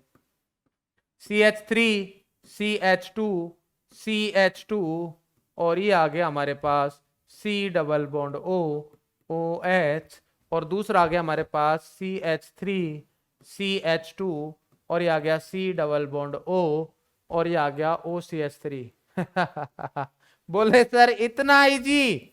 बोले सर इतना इजी? बोले सर इतना आसान तो आपको नहीं देना चाहिए था। ये तो हमने देखते ही बता दिया कि इधर हमारे पास डिफरेंट एल्काइल ग्रुप है, या फिर इधर देख लो सर, इधर हमारे पास कितने कार्बन? 4 कार्बन। कितने कार्बन बेटा? 4 कार्बन है। और इधर हमारे पास कितने कार्बन है सर? 3 कार्बन है। कितने कार्बन है? 3 carbon. Sir different different alkyl group हो गए, एक दूसरे के मेटामर हो गए, और इतने ही देर हुई कि पड़ोसी ने गाल पर गर्मी कर दी। फिर से सर्दियों में गर्मी आ गई। कैसे? सर ने इतने अच्छे से लिखाया है, सर ने इतने अच्छे से लिखाया है कि सबसे पहले फंक्शनल ग्रुप चेक करना है। क्या चेक करना है? Functional group. फिर काहे चेक नहीं कर रहे बे? तो फंक्शनल ग्रुप तो चेक करो। ये कौन सा फंक्शनल ग्रुप है? कार्बोक्सिलिक। और ये क्या है? ये एस्टर है। कौन सा है? ये एस्टर है। और ये क्वेश्चन आपके लिए टेस्टर है। क्वेश्चन क्या है? टेस्टर है। ये एस्टर है और ये कौन सा ग्रुप है बेटा? कार्बोक्सिलिक। कौन सा है बेटा? कार्बोक्सिलिक। अरे समझ में आ रही है नहीं आ रही बात? तो बेटा ये कार्बोक्सिलिक ग्रुप, ये एस्टर है, तो ये एक दूसरे के मेटामर नहीं है, ये दोनों एक दूसरे के फंक्शनल आइसोमर्स है। क्या है बेटा? Functional isomer. कैसे? RTF MCP. आरटीएफ, एफ आ रहा है ना फंक्शनल वाला, प्रायोरिटी सबसे पहले आएगी। बात समझ में आई? किसी के माइंड में आ रहा होगा कि चेन क्यों नहीं ले रहे, क्योंकि सर चेन 4 कार्बन 3 कार्बन, तो सर चेन लेना चाहिए ना। तो बेटा चेन इसलिए नहीं आ रहा ना, आरटीएफ एमसीपी, तो फ्लो जो एफ है फंक्शनल वो पहले आ रहा है ना। अरे चेन पोजीशन तो लास्ट में है यार। क्लियर है बेटा? तो ये हमारे पास आगे फंक्शनल आइसोमेरिज्म हो गई, मेटामेरिज्म भी हो गई। मेरे हिसाब से इसमें कोई समस्या नहीं होनी चाहिए। बहुत टाइप के क्वेश्चन बनते हैं ऐसे। कीटोन में भी बन जाएंगे। कहां बन जाएंगे बेटा? कीटोन में। देखो कीटोन में भी आपको दिक्कत आएगी। कीटोन में आप बोलोगे कि सर ये तो पोजिशनल आइसोमर है, बट पोजिशनल वाले को तो लास्ट प्रायोरिटी है। तो ये हमारे पास है। हाँ दोनों होते हैं वैसे, अगर बोथ है तो बोथ भी चलेगा। CH3 CH2 C double bond O, और ये आ गया हमारे पास CH2 CH3, ये दे रखा है हमारे पास, और दूसरा हमारे पास दे दिया CH3 C double bond O, और ये आ गया हमारे पास CH2 CH2 CH3। बोले एक दूसरे के क्या है ये दोनों? तो अगर हमें मेटामर्स दिखेंगे तो हम मेटामर ही बताएंगे। क्या बताएंगे सबसे पहले? मेटामर्स। क्यों बताए? क्योंकि सबसे पहले मेरी नजर गई किस पर? फंक्शनल ग्रुप पर। किस पे गई बेटा? फंक्शनल ग्रुप पर। तो मैंने देखा इधर हमारे पास कीटोन है। क्या है बेटा? कीटोन। और इधर भी क्या है? Ketone. C double bond O से डिसाइड नहीं हुआ कीटोन, मैंने दोनों साइड देखा है उसके भाई, left right side. Left side भी आर ग्रुप है, राइट साइड भी आर ग्रुप है। लेफ्ट साइड भी आर है, राइट साइड भी आर है। अगर किसी भी एक साइड एच हो जाता तो ये एल्डिहाइड हो जाता। क्या हो जाता? एल्डिहाइड हो जाता। अरे समझ में आ रहा है नहीं आ रहा? क्लियर है भाई? तो ये बात आपको समझ में आ गई है। ये मेटामर्स भी है। अगर मेटामर्स ऑप्शन में नहीं मिलता है तब ये हमारे पास पोजिशनल आइसोमर होंगे। क्या होंगे बेटा? Positional isomers. क्लियर है ये बात? बहुत क्लियर है सर। चलिए तो अब कहानी को आगे बढ़ाते हुए हम चलते हैं रिंग चेन आइसोमेरिज्म पर। बहुत ही सिंपल है, नाम से ही पता चल रहा है। एक मेटामरी ऐसी थी जो हमारे पास नाम से नहीं पता चल रहा था, तो वो काम से पता चलेगा। ठीक है, तो मेटामर्स क्या है, सॉरी रिंग चेन आइसोमर्स क्या है बेटा? रिंग चेन आइसोमर्स वो होंगे जो रिंग और चेन में बदलेंगे। यार नाम से ही पता चल रहा है। तो क्या है? Same molecular formula but different mode of linkage. Different mode of linkage तो सभी आइसोमेरिज्म में होता है, बट जो डिफरेंट मोड, सभी आइसोमेरिज्म मतलब लिंकेज, सॉरी हाँ सही है, लिंकेज आइसोमेरिज्म मतलब स्ट्रक्चरल में। तो बट इसमें जो डिफरेंट मोड ऑफ लिंकेज रहेगा वो किस में रहेगा? ओपन चेन और क्लोज्ड चेन में। किस में रहेगा बेटा? Open chain. देखो अब स्ट्रेट लाइन दिख रही है, जादू दिखाऊं? ये क्या है? Straight line. जादू देखोगे? देखो, देखा? चलो स्ट्रेट लाइन बनानी है तो हम स्ट्रेट लाइन बनाएंगे। ठीक है, ये है जादू। बोले सर ऐसा तो कोई भी कर सकता है, तो देखो ये हमारे पास क्या है? Straight line. बोले सर आप इसको नीचे करोगे तो क्या बन जाएगा? स्क्वायर बन जाएगा। देखो नहीं बन रहा, देखा? हर बार ऐसे नहीं होता है, तो जादू दिखाया था हमने। चलो ये बकवास बात थी। हाँ भाई, हाँ तो क्या था हमारे पास? इधर आ रहा था same molecular formula but different mode of linkage. तो जो मोड ऑफ लिंकेज डिफरेंट बोला है वो किस सेंस में बोल रहा है? ओपन चेन और क्लोज चेन में ऑफ कार्बन एटम्स। जैसे कि क्या मतलब है इसका? एग्जाम्पल देते हैं हम आपको। इस भाई साहब को जानते हो क्या? अरे पहचानते हो कि नहीं पहचानते? बोले सर पहचानते ना, ये तो साइक्लोप्रोपेन है। और इसको भी पहचानते हो? CH3 CH double bond CH2। बिल्कुल सर, इसको भी पहचानते हैं। तो ये दोनों क्या है बेटा? एक दूसरे के रिंग चेन आइसोमर है। क्या है बेटा? Ring chain. मोलिकुलर फॉर्मूला तो जरूरी है सेम होना, DU दोनों का वही सेम एक एक है, उसके अकॉर्डिंग देखा हमने। ये दोनों एक दूसरे के क्या है? रिंग चेन आइसोमर है। एक में ओपन चेन, एक में क्लोज चेन। बात समझ में आ गई? बोले सर ठीक है समझ में आ गया, बट इधर एक डाउट आया। क्या डाउट आया?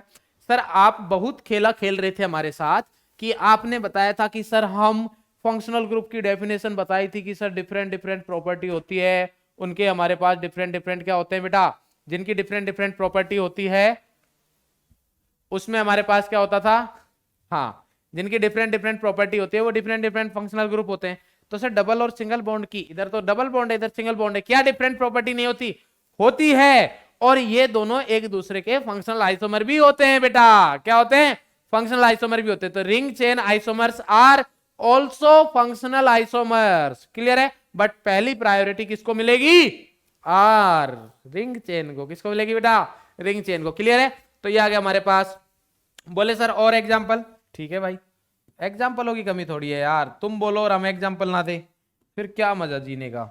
देखो भाई क्या आएगा हमारे पास, और देख लो, CH3 CH2 CH double bond CH2। ठीक है, तो क्या आएगा, कितने कार्बन? 4। तो ये आ गया हमारे पास 4। लो भाई ये भी क्या है? एक दूसरे के रिंग चेन आइसोमर है। का है बे? रिंग चेन आइसोमर है। क्लियर है? बात समझ में आ गई बेटा? तो ये दोनों भी एक दूसरे के रिंग चेन आइसोमर है। क्लियर है? ये दोनों भी क्या है? रिंग चेन आइसोमर है। जनरली मैं एक पॉइंट लिखना चाहूंगा, नोट, जनरली जो इसमें रिंग चेन आइसोमेरिज्म के लिए DU जो यूज किया जाता है वो 1 ही यूज किया जाता है। कितना यूज किया जाता है बेटा? 1 ही यूज किया जाता है, 1 के बाद वाले यूज नहीं किए जाते जनरली। क्लियर है बेटा? तो ये हमारे पास और कुछ नहीं पूछा जाता है इसमें, इसी टाइप से पूछा जाएगा, बिल्कुल इजी जैसी चीज है। क्लियर है भाई? ये है हमारे पास रिंग चेन आइसोमेरिज्म। अब हमारे पास लास्ट बची है टोटोमेरिज्म, जो एक अलग टाइप की कहानी है, जिसके अलग से क्वेश्चन, मतलब अच्छे क्वेश्चन आते हैं बेटा उसके भी, और वो एक इंपॉर्टेंट पार्ट है सारे आइसोमेरिज्म में से, स्ट्रक्चरल में से सबसे इंपॉर्टेंट वो माना जाता है। उसके भी हम क्वेश्चंस मतलब पहले डिस्कस करेंगे, बट उससे पहले मैं कुछ इसके क्वेश्चंस करवा देता हूं प्रैक्टिस के लिए। क्लियर है भाई?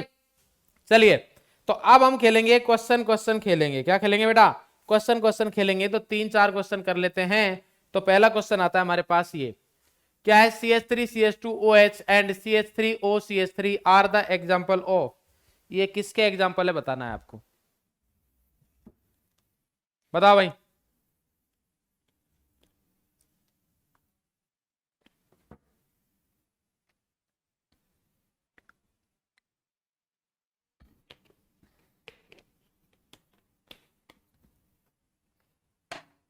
किसके एग्जाम्पल है भाई? बताओ यार। बोले सर बता दिया, आप सुन नहीं रहे, पानी पी रहे थे। ये क्या है? OH। तो सर ये तो एल्कोहल है। ये क्या है? ROR। सर ये ईथर है। ये एल्कोहल।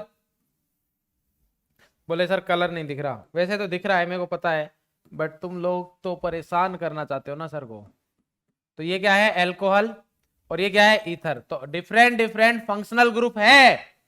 किसी के माइंड में मेटामेरिज्म भी आ सकता है कि सर देखो ये आर ग्रुप अलग है, इधर आर ग्रुप अलग है, एल्काइल ग्रुप अगर अलग होता है तो मेटामेरिज्म होती है। बट बेटा सबसे पहले नजर किस पर?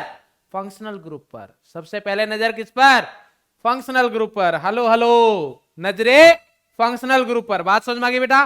तो फंक्शनल ग्रुप पर नजर आएगी तो उस वाले केस में हमारे पास फंक्शनल ग्रुप डिफरेंट मिलता है और आंसर आ जाता है A फॉर आगरा। क्लियर है बेटा? फंक्शनल आइसोमर्स बिल्कुल सही है। चेन नहीं जी, मेटामेरिज्म में फंस सकते थे बट ये नहीं है। पोजिशनल तो दूर दूर तक नहीं है। बात समझ में आ गई बेटा? बहुत अच्छा खेल रहे हो। तो चलिए इधर बताइए, identify the correct statement in the following. Dimethyl ether and ethanol are chain isomer. क्या बताना है? सबसे पहले क्वेश्चन को ध्यान से पढ़ेंगे। पहली मिस्टेक हमारी क्वेश्चन में ही होती है। उसने पूछा है करेक्ट, ठीक है, करेक्ट बताएंगे, इनकरेक्ट नहीं बताएंगे। तो डाई मिथाइल ईथर होता है डाई मिथाइल, 2 मिथाइल और 1 ईथर, मतलब ये हो गया। और दूसरा क्या बोल रहा है? इथेनॉल। तो इथेनॉल हो गया। अभी जिसकी बात की है वही बोल दिया इसने, CH2OH। बोल रहा है चेन आइसोमर है। नॉनसेंस चीजें पूछ रहा है। क्या पूछ रहा है बेटा? नॉनसेंस चीजें पूछ रहा है, ये तो नहीं है। अरे तो फंक्शनल ग्रुप, फंक्शनल आइसोमर है ना, ठीक है। Ethanoic acid and methyl methanoate are positional isomers. ये भी वैसे तो रॉन्ग ही है, मतलब आप बेगर बनाए भी कर सकते हो। कैसे? मतलब उधर भी कर सकते थे। इधर क्या है? एसिड, कार्बोक्सिलिक एसिड हो गया। इधर क्या है? O8। O8 क्या होते हैं? एस्टर। O8 क्या होते हैं बेटा? एस्टर। तो एसिड और एस्टर क्या कभी भी पोजिशनल आइसोमर हो सकते हैं? नहीं हो सकते। क्यों? क्योंकि ये तो क्या हो गया बेटा? फंक्शनल आइसोमर है। तो ये भी क्या है? फंक्शनल आइसोमर है। और इधर मॉलिक्यूलर फॉर्मूला सेम आएगा, तो ये भी क्या है, फंक्शनल आइसोमर है। क्लियर है? स्ट्रक्चर अगर बनवानी है तो बना देता हूं, वैसे जरूरत नहीं होगी क्योंकि आईयूपीएससी पढ़ चुके हो, तो मेरे को बनानी भी नहीं चाहिए वैसे, बट फिर भी आप लोगों के प्यार की वजह से, प्यार नहीं, ये लाड प्यार है जो बिगाड़ रहा है आपको, है ना। हाँ, बनाना तो नहीं चाहिए मेरे को।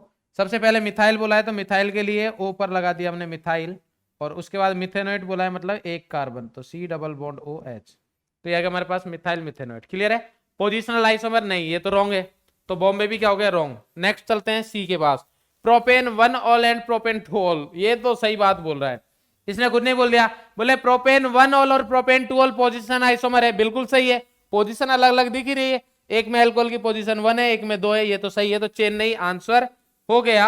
लास्ट वाले की भी बात कर लेते हैं, नॉर्मल ब्यूटेन एल्केन है तो, and isobutane are functional isomers, ये तो रहोगे, दोनों एल्केन ही तो है, हाँ दोनों आइसोमर है, बट चेन आइसोमर है। कौन से बेटा? Chain isomer. क्लियर है बेटा? तो करेक्ट आंसर जाता है चेन्नई, सी। लास्ट क्वेश्चन है, खुद से करो यार, मैं नहीं बता रहा ना, अब नहीं बताऊंगा मैं। बताओ ए एंड बी आर क्या है, ए एंड बी जल्दी से बता दो भाई, ए एंड बी क्या है बताओ, ए और बी को पहचानो और बताओ, पहचानो, जाने तो पहचाने, वो आता नहीं था टीवी पर अब तो कम आते हैं, चेहरा पहचाने और पाए इनाम, और फिर आप कॉल करते हो, ठीक है, मेरा दोस्त फंस चुका है उस चीज में।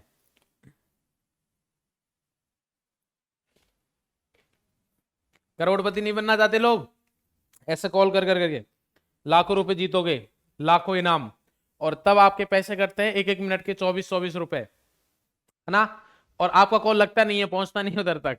ठीक है भाई, हाँ तो उधर नहीं फंसना है, इधर आओ, इधर आप करोड़पति बन जाओगे अगर आप सही जवाब दोगे और अच्छे से पढ़ाई करोगे, तो डॉक्टर बनोगे, और फिर आप देश की सेवा करोगे और खुद की भी सेवा करोगे। हाँ भाई, क्या है ये हमारे पास दे रखा है, आर सी, ये कीटोन है क्या? बोले हाँ सर कीटोन है। बोले एल्डिहाइड है क्या? हाँ बिल्कुल एल्डिहाइड है। सबसे पहले मैंने मॉलिक्यूलर फॉर्मूला क्यों नहीं देखा, क्योंकि मैंने ऑप्शन में देखे कहीं पे भी नन ऑफ दीज नहीं दे रखा है, सब आइसोमर दे रखा कोई ना कोई, इसका मतलब मॉलिक्यूलर फॉर्मूला सेम ही होगा, वो देखने की जरूरत नहीं है। तो एक कीटोन है, एक एल्डिहाइड है, डिफरेंट डिफरेंट फंक्शनल ग्रुप है, तो फंक्शनल आइसोमर हो गए, तो ए बी सी रॉन्ग है, करेक्ट आंसर आ गया दिल्ली, डी। क्लियर है भाई? तो ये आ गया हमारे पास क्या, फंक्शनल आइसोमर्स। क्लियर है? इसी के साथ हमारे 5 हो गई शायद, देख लेते हैं, हाँ 5 आइसोमेरिज कंप्लीट हो गई है। कौन कौन सी? Chain, position, functional, metamers, ring chain. अब लास्ट बचती है हमारे पास कौन सी? टोटोमेरिज्म। अरे वाह क्या बढ़िया, क्या है भाई? टोटोमेरिज्म। तो सबसे पहले टोटोमेरिज्म क्या होती है? टोटोमर्स है सेम मॉलिक्यूलर फॉर्मूला, ऑब्वियसली बात है, जब आइसोमर्स है तो सेम मॉलिक्यूलर फॉर्मूला होगा, ये तो कोई नई बात नहीं हुई भाई। तो tautomers have same molecular formula but different structural formula. बोले ये भी कौन सी नई बात है, ये भी सेम ही बात है, स्ट्रक्चरल आइसोमेरिज्म में तो स्ट्रक्चरल फॉर्मूला डिफरेंट होगा। अरे जब स्ट्रक्चरल आइसोमर है तो क्या होगा बेटा, अगर स्ट्रक्चरल आइसोमर है तो उस वाले केस में हमारे पास क्या होगा, स्ट्रक्चरल फॉर्मूला ही डिफरेंट होगा।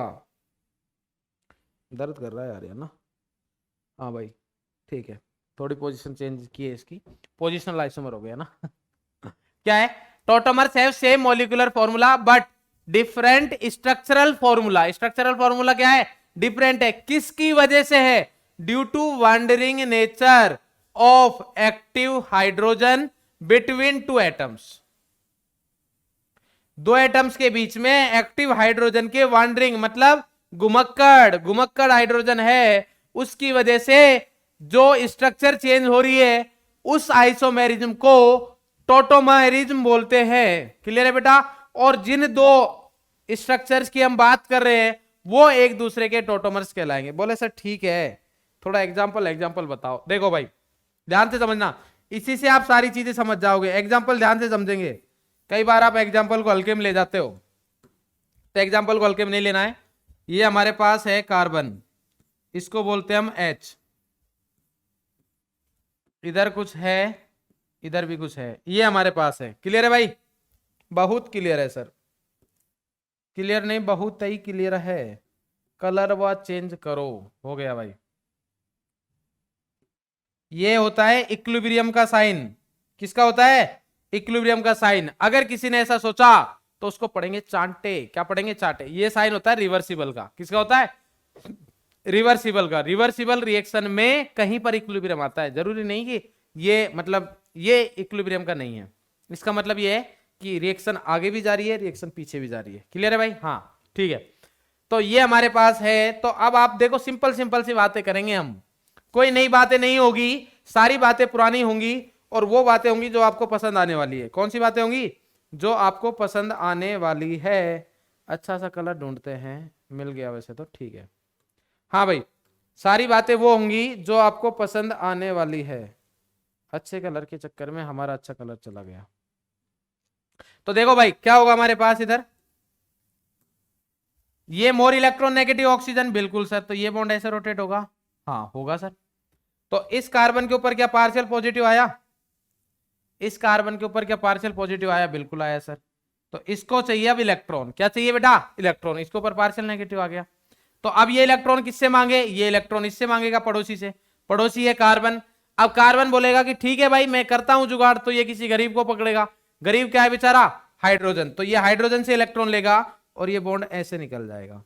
अब ध्यान रखना, कभी भी बॉन्ड ब्रेक हो रहा है, मैंने आपको पहले भी बताया वैसे, बट फिर से बता देता हूं, इधर ध्यान से देखेंगे। हमारे पास अगर कभी भी ए और बी के बीच में बॉन्ड है, ए और बी के बीच में क्या है? बॉन्ड है बेटा। ए और बी के बीच में क्या है? बॉन्ड है। देख पा रहे हो आप बॉन्ड को? बिल्कुल सर। ए और बी के बीच में आपने बनाया बॉन्ड। ये हमारे पास ए और बी के बीच में बॉन्ड है। अगर इस बॉन्ड को मैं इस टाइप से ब्रेक करता हूं, किस टाइप से? इस टाइप से। ये कौन सा टाइप है? ये इस टाइप से। मतलब जिधर एरो आएगा उसके ऊपर आता है नेगेटिव साइन। क्या आता है बेटा? Negative sign. तो ये इसका मतलब ये हुआ कि ए के ऊपर आएगा प्लस चार्ज और बी के ऊपर क्या आएगा? Minus charge. बी के ऊपर माइनस क्यों आया? क्योंकि इस बॉन्ड के इलेक्ट्रॉन जो कि शेयरिंग में थे, पहले ए का भी एक इलेक्ट्रॉन था, बी का भी एक इलेक्ट्रॉन था। क्लियर है? बट अभी बी जो है एक खुद का इलेक्ट्रॉन तो लेके गया है, साथ ही साथ में जो ए का इलेक्ट्रॉन था वो भी लेके चला गया है। तो इसलिए बी पर आ गया नेगेटिव और ए का एक इलेक्ट्रॉन कम हो गया, इसलिए उसने दिखा दिया positive charge. Similar kind of इसमें भी क्या होगा? ए के ऊपर, ये सी के ऊपर पार्शियल पॉजिटिव आया तो इधर से बॉन्ड आएगा इसके ऊपर नेगेटिव। तो इधर क्या हुआ? इधर हमारे पास बनी स्ट्रक्चर क्या? सी। इधर क्या हुआ? सॉरी, ये है, इधर बन रहा है एरो आ रहा है मतलब नेगेटिव, इधर एरो जा रहा है तो इधर पॉजिटिव। पॉजिटिव नेगेटिव क्या बना लेंगे? Bond C. और इधर आया ओ, ओ के ऊपर कौन सा चार्ज आएगा? नेगेटिव। ये एरो आ रहा है ना, और इधर क्या आ रहा है? एच के ऊपर प्लस, तो ये एच इधर आ जाएगा। तो ये जो एच है ना, यही घूम रहा है हमारे पास, ये वो घुमक्कड़ इंसान। बात समझ में आई? तो इस घुमक्कड़ इंसान की वजह से जो आइसोमेरिज्म हो रही है उसको हम बोल रहे हैं टोटोमेरिज्म। क्या बोल रहे हैं बेटा? टोटोमेरिज्म बोल रहे हैं। बात समझ में नहीं आई बेटा आपको? अरे बोलो भैया, बात समझे कि नहीं समझे? अरे समझ गए ना? ये एच है जिसकी पोजीशन चेंज हो रही है, ठीक है, और ये इंटरचेंज होते रहते हैं। ये इसमें चेंज होता रहता है, ये इसमें चेंज होता रहता है। बात समझ में आ रही बेटा? तो इसको बोलते हैं हम आइसोमेरिज्म। अब ध्यान से सुनना, अच्छे से समझ लेना ये बात। ये कब होगी आइसोमेरिज्म, ये भी हम आगे पढ़ेंगे। इसमें सबसे पहले रोल आया इस चीज का कि जो मल्टीपल बॉन्ड है, क्या है? Multiple bond. तो उसमें ए और सी और ओ में से ऑक्सीजन की इलेक्ट्रॉन नेगेटिविटी ज्यादा होनी चाहिए। ऑक्सीजन की इलेक्ट्रॉन नेगेटिविटी क्या होनी चाहिए? ज्यादा। अगर इसका उल्टा होता तो फिर नहीं होती, क्योंकि फिर H जो है H प्लस की फॉर्म में नहीं निकलता, और अगर H प्लस की फॉर्म में नहीं निकलता तो फिर कहानी ये नहीं होती, कहानी कुछ और होती। बात समझ में नहीं आई? मतलब ये चीज जरूरी है। और साथ ही साथ में ये जो कार्बन है, ये जो कार्बन आप देख पा रहे हो कि नहीं देख पा रहे? अरे बताओ भाई, ये कार्बन आप देख पा रहे हो कि नहीं देख पा रहे? बोले सर देख पा रहे ना। तो ये जो कार्बन आप देख पा रहे हो ये होना चाहिए sp3 हाइब्रिडाइज। क्या होना चाहिए? sp3। और इस कार्बन के पड़ोसी कार्बन को बोलते हैं अल्फा कार्बन। तो ये अल्फा कार्बन होना चाहिए, साथ ही साथ अल्फा कार्बन पे हाइड्रोजन भी होना चाहिए। अभी हम कंडीशन पढ़ेंगे तब और अच्छे से बताएंगे, ठीक है? तो ये हमारे पास कुल मिला के टोटोमेरिज्म थी। अब टोटोमेरिज्म की अलग भी नेम है, क्रिप्टोमेरिज्म, ठीक है, डेज्मोट्रोपिज्म और डायनेमिक आइसोमेरिज्म। डायनेमिक आइसोमेरिज्म तो इसलिए बोलते हैं क्योंकि ये डायनेमिक है, इधर से इधर, इधर से इधर, इधर से इधर, इधर से इधर, इधर से इधर, इधर से, अरे समझ गए ना? ठीक है, बहुत अच्छे। चलिए, तो ये आ गया हमारे पास। अब दो चीज है बिल्कुल सिंपल सिंपल सी, बहुत ही सरल बात है। क्या बोला है उसने? बोल रखा है कि if hydrogen atom oscillates between two polyvalent atom link together the system is called dyad. मतलब अगर एक से दूसरे के पास जा रहा है जस्ट, तो उसको बोलेंगे डायड। जैसे फॉर एग्जांपल ये हमारे पास है H C triple bond N, इधर से कहानी चेंज हुई और कहानी में कुछ चेंज हो गया, हमारे पास क्या बना? दूसरा हमारे पास बना एच, ऐसे नहीं करता हूं मैं, नहीं तो आप गुस्सा हो जाओगे मेरे से।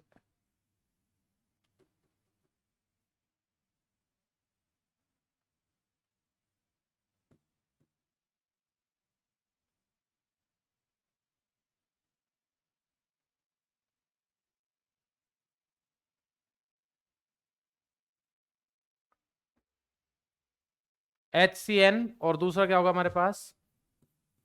H, अरे क्या कर रहे हैं हम, C डबल बॉन्ड N, और ये आ गया हमारे पास H, बट इधर ये बॉन्ड रहेगा ये वाला। ठीक है, मतलब हुआ क्या? देखो ये जो H है, ये एटम बोल दिया 1, ये बोल दिया 2, तो एटम, हाइड्रोजन एटम 1 से किस पे जा रहा है? ये 1, ये 2, तो कहां गया? 2 पर। 1 से किस पे है? 2 पर। तो अगर इस टाइप का इंटरचेंज हो रहा है तो उसको बोलेंगे डायड। डाई मतलब 2। ठीक है, अगर तीसरे पर जा रहा है तो उसको बोलेंगे ट्राइड। क्या बोलेंगे? Triad. If hydrogen atom oscillates between first and third atom, first और थर्ड एटम पर जाएगा तो उसको क्या बोलेंगे बेटा? Then system is called triad. क्या मतलब है इसका? ट्राइड का क्या एग्जांपल है?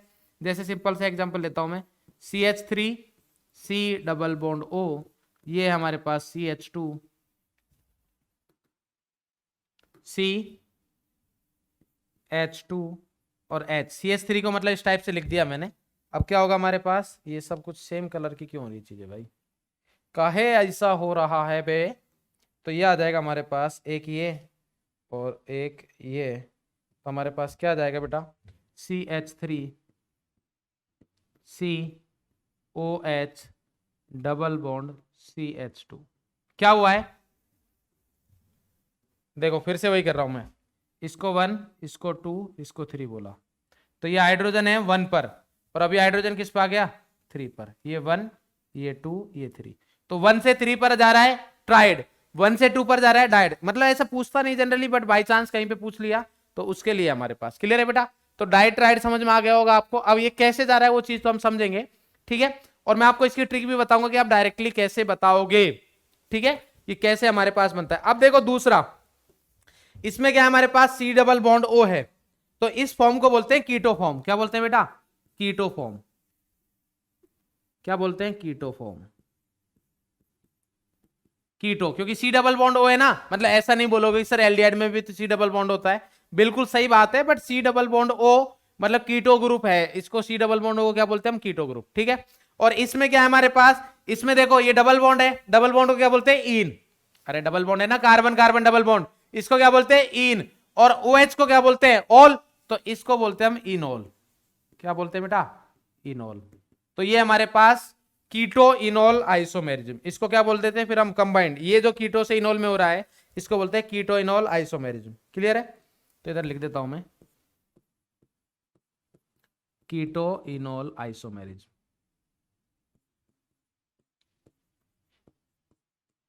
मेनली हमें यही पढ़नी है, कीटो इनोल आइसोमेरिज्म। क्लियर है बेटा? डायनेमिक होती है इसलिए इसको डायनेमिक आइसोमेरिज्म बोलते हैं, वो सारी चीजें हम पढ़ेंगे हम। क्लियर है भाई? चलिए अब नोट पॉइंट है, थोड़ी सी चीजें हैं। Tautomers are also functional isomers, obvious सी बात है, फंक्शनल ग्रुप चेंज हो रहे हैं भाई। मैंने सिंपल सी डेफिनेशन बताई आपको फंक्शनल आइसोमर की। फंक्शनल ग्रुप क्या होता है? जिनकी केमिकल प्रॉपर्टी अलग होती है, तो इसकी केमिकल प्रॉपर्टी अलग होती है, इसकी अलग होती है, तो ऑब्वियस सी बात है एक दूसरे के अलग अलग फंक्शनल ग्रुप आ गए, तो ये दोनों क्या हुए? एक दूसरे के फंक्शनल आइसोमर हुए। क्लियर है भाई? सिमिलरली इधर, तो ये हो गया हमारे पास, ये पॉइंट बिल्कुल क्लियर है। Tautomers always exist in dynamic equilibrium, dynamic equilibrium में रहेगा, मतलब मोशन में रहते हैं, वो उसमें चेंज रहेगा, वो उसमें चेंज रहेगा, किसी पर्टिकुलर पॉइंट पर इक्विलिब्रियम भी रहेगा। ठीक है, अब उस इक्विलिब्रियम पर कीटो फॉर्म कितनी रहती है? ये वाली जो चीजें मैं बोल रहा हूं ना, ये आपको ज्यादा समझ में तब आएंगी जब आप फिजिकल का इक्विलिब्रियम चैप्टर पढ़ लोगे, बट मैं अभी ट्राई कर रहा हूं आपको समझाने की, आगे हम और भी थोड़ी डिटेल में बात करेंगे। तो इन दोनों में इक्विलिब्रियम आएगा, कहां पर आएगा मेरे को नहीं पता। ऐसा हो सकता है इक्विलिब्रियम पर कि ये 40 हो, ये 60 मॉलिक्यूल्स हो, मतलब अगर टोटल मेरे पास 100 है तो ये 40%, ये 60%। ऐसा भी हो सकता है ये 50, ये 50, ये 10, ये 90, ये 20, ये 80, या फिर ये 95, ये 5, ये भी हो सकता है, कुछ भी हो सकता है। बात समझ में आ गई? वो डिपेंड करेगा स्टेबिलिटी पर। जो ज्यादा स्टेबल रहेगा वो इक्विलिब्रियम पर ज्यादा एग्जिस्ट, मतलब ज्यादा क्वांटिटी में रहेगा। ठीक है, तो डायनेमिक इक्विलिब्रियम में रहता है, इसलिए इस इक्विलिब्रियम को क्या बोलते हैं बेटा? इस आइसोमेरिज्म को क्या बोलते हैं? Dynamic isomerism. लास्ट है the process can be catalysed by acidic और बेसिक मीडियम। एसिडिक मीडियम से भी कैटलाइज कर सकते हैं और बेस से भी कर सकते हैं। क्लियर है? मतलब ये रिएक्शन एसिडिक मीडियम में भी हो सकती है, बेसिक मीडियम में भी हो सकती है। मैकेनिज्म आपके काम की है नहीं नीट में, ठीक है? इवन मेंस में भी मैकेनिज्म से रिलेटेड क्वेश्चन नहीं आते, एडवांस में बनते हैं। तो अगर टाइम अलाउ करेगा तो मैं बता दूंगा आपको मैकेनिज्म, अदरवाइज कोई नीड नहीं है बेटा। ठीक है, चलिए ये बात समझ में आ गई। अब सबसे इंपॉर्टेंट बात कि भैया कंडीशन का है, कब पता लगेगा हमें कि आइसोमेरिज्म होगी? तो हमारे पास एक एटम मिलेगा, आइसोमेरिज्म मतलब condition for tautomerism, condition for tautomerism.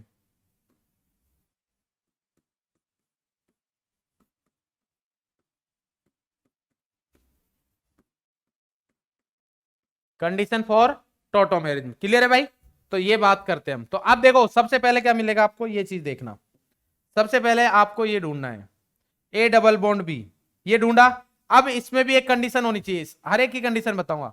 A double bond B में बी की electron negativity, A double bond B में बी की जो इलेक्ट्रॉन नेगेटिविटी है वो ए से क्या होनी चाहिए? ज्यादा होनी चाहिए। बोले सर क्यों होनी चाहिए? तो ये चीज मैं आपको बता चुका हूं। क्यों होनी चाहिए बता भाई? बी की इलेक्ट्रॉन नेगेटिविटी ए से ज्यादा क्यों होनी चाहिए? इसलिए होनी चाहिए क्योंकि ये बॉन्ड में को ऐसे ही रोटेट करना है। बी ये है, ए ये है, तो ये बी एटम की इलेक्ट्रॉन नेगेटिविटी ज्यादा होनी चाहिए। अगर इसकी इलेक्ट्रॉन नेगेटिविटी, भाई ये बॉन्ड ऐसे इसलिए रोटेट हुआ क्योंकि मोर इलेक्ट्रॉन नेगेटिव है। अगर कार्बन मोर इलेक्ट्रॉन नेगेटिव होता तो ये बॉन्ड ऐसे रोटेट होता। बात समझ में आ रही नहीं आ रही? अरे क्लियर है? तो पहली कंडीशन तो वो हो गई। ठीक है भाई, पहली बात तो सर हमें समझ में आ गई है कि ये बात आपने कर दी है कि कंडीशन फॉर टोटोमेरिज्म ये हो गई। ठीक है, बी की इलेक्ट्रॉन नेगेटिविटी ऐसे क्या हो गई? ज्यादा हो गई। ठीक है, इसके बाद ये जो कार्बन है इसके जस्ट पास वाले कार्बन को बोलते हैं हम अल्फा कार्बन। मतलब ये जो हमारे पास ग्रुप है इसके जस्ट पास वाले कार्बन को क्या बोलेंगे? Alpha carbon. ये बॉन्ड ऐसे रोटेट होगा, कोई समस्या नहीं है। सब कुछ सेम कलर का हो रहा है तो मैं इसको अलग कलर में करता हूं, तो अलग कलर आपको ये शायद ठीक रहेगा। हाँ, तो ये बॉन्ड ऐसे रोटेट होगा। ठीक है, ये अल्फा कार्बन है और ये भी हमारे पास अल्फा कार्बन है। ठीक है, इस पे H है क्या? हाँ H है, H रहेगा, कुछ भी हो सकता है, वैलेंसी तो पूरी करेंगे। ये मान लो H हो गया। क्लियर है? अब देखो जो अल्फा कार्बन है, अब क्या होगा? इस पे ये बॉन्ड ऐसे रोटेट हुआ, इसके ऊपर आएगा पार्शियल पॉजिटिव चार्ज। छोटा सा पॉजिटिव बना दूं क्या समझाने, या फिर ठीक है अभी नहीं बनाते हैं। तो इसके ऊपर आएगा पार्शियल पॉजिटिव। जैसे ही पार्शियल पॉजिटिव आएगा ये पड़ोसियों से मांगेगा, तो पड़ोसियों से एक तो इधर मांग सकता है, तो ये H भी हो सकता है, डी भी हो सकता है, टी भी हो सकता है। मतलब ऐसा जरूरी नहीं कि हाइड्रोजन ही हो, इधर से H भी निकल सकता है, डी भी निकल सकता है, टी भी निकल सकता है। तो अल्फा कार्बन के पास, और ये कार्बन में सबसे इंपॉर्टेंट बात ये है कि ये sp3 हाइब्रिडाइज होना चाहिए। कैसा होना चाहिए? sp3। अगर ये sp3 हाइब्रिडाइज नहीं है तो टोटोमेरिज्म नहीं होगी, पहली बात। दूसरी बात, ये सारी चीज आपको नोट करनी पड़ेगी कि अल्फा कार्बन जो है वो कैसा होना चाहिए? sp3 hybridise. क्लियर है बेटा? अल्फा कार्बन कैसा होना चाहिए हमारे पास? Alpha carbon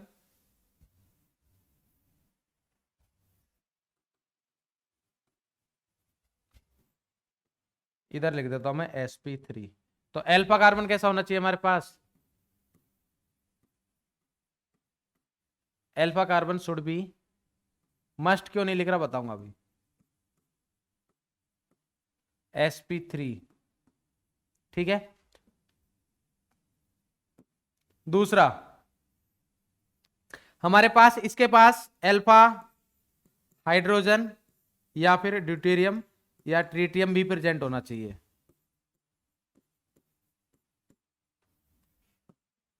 should be present. ये बात तो सर हमें समझ में आ गई। क्लियर है भाई? ये चीज होनी चाहिए। ठीक है, दूसरी बात भी ध्यान से समझना, अगर मान लो इसके साथ मैं ऐसा करूं कि ऐसा ना हो कि हमारे पास ऐसा आ गया कि सर इसी ग्रुप को मैं, अब देखो इसी का एक जैसा एग्जांपल बना रहा हूं मैं, C डबल बॉन्ड O बनाया हमने, क्लियर है, और इधर लिख दिया मैंने ये C, और इधर मान लो CH3, इधर CH3, इधर CH3। ध्यान से समझ लेना, एक बार में ही पूरी कहानी समझ में आ जाएगी आपको। आपके जो नीट में जो क्वेश्चंस आते हैं, सिर्फ इतने से क्वेश्चन आते हैं कि किस में आइसोमेरिज्म होगी और किस में नहीं होगी, क्लियर है भाई। तो बिल्कुल इजीली समझ जाओगे आपको। C डबल ये दे दिया, और लेफ्ट साइड में जैसा इन्हें दे रखा है C डबल बॉन्ड C, ठीक है। और इसके बाद आ गया हमारे पास, इधर बना देता हूं, जगह कम है, इधर मान लो H D या T कोई भी दे रखा है, तो मैं CH3 लिख देता हूं,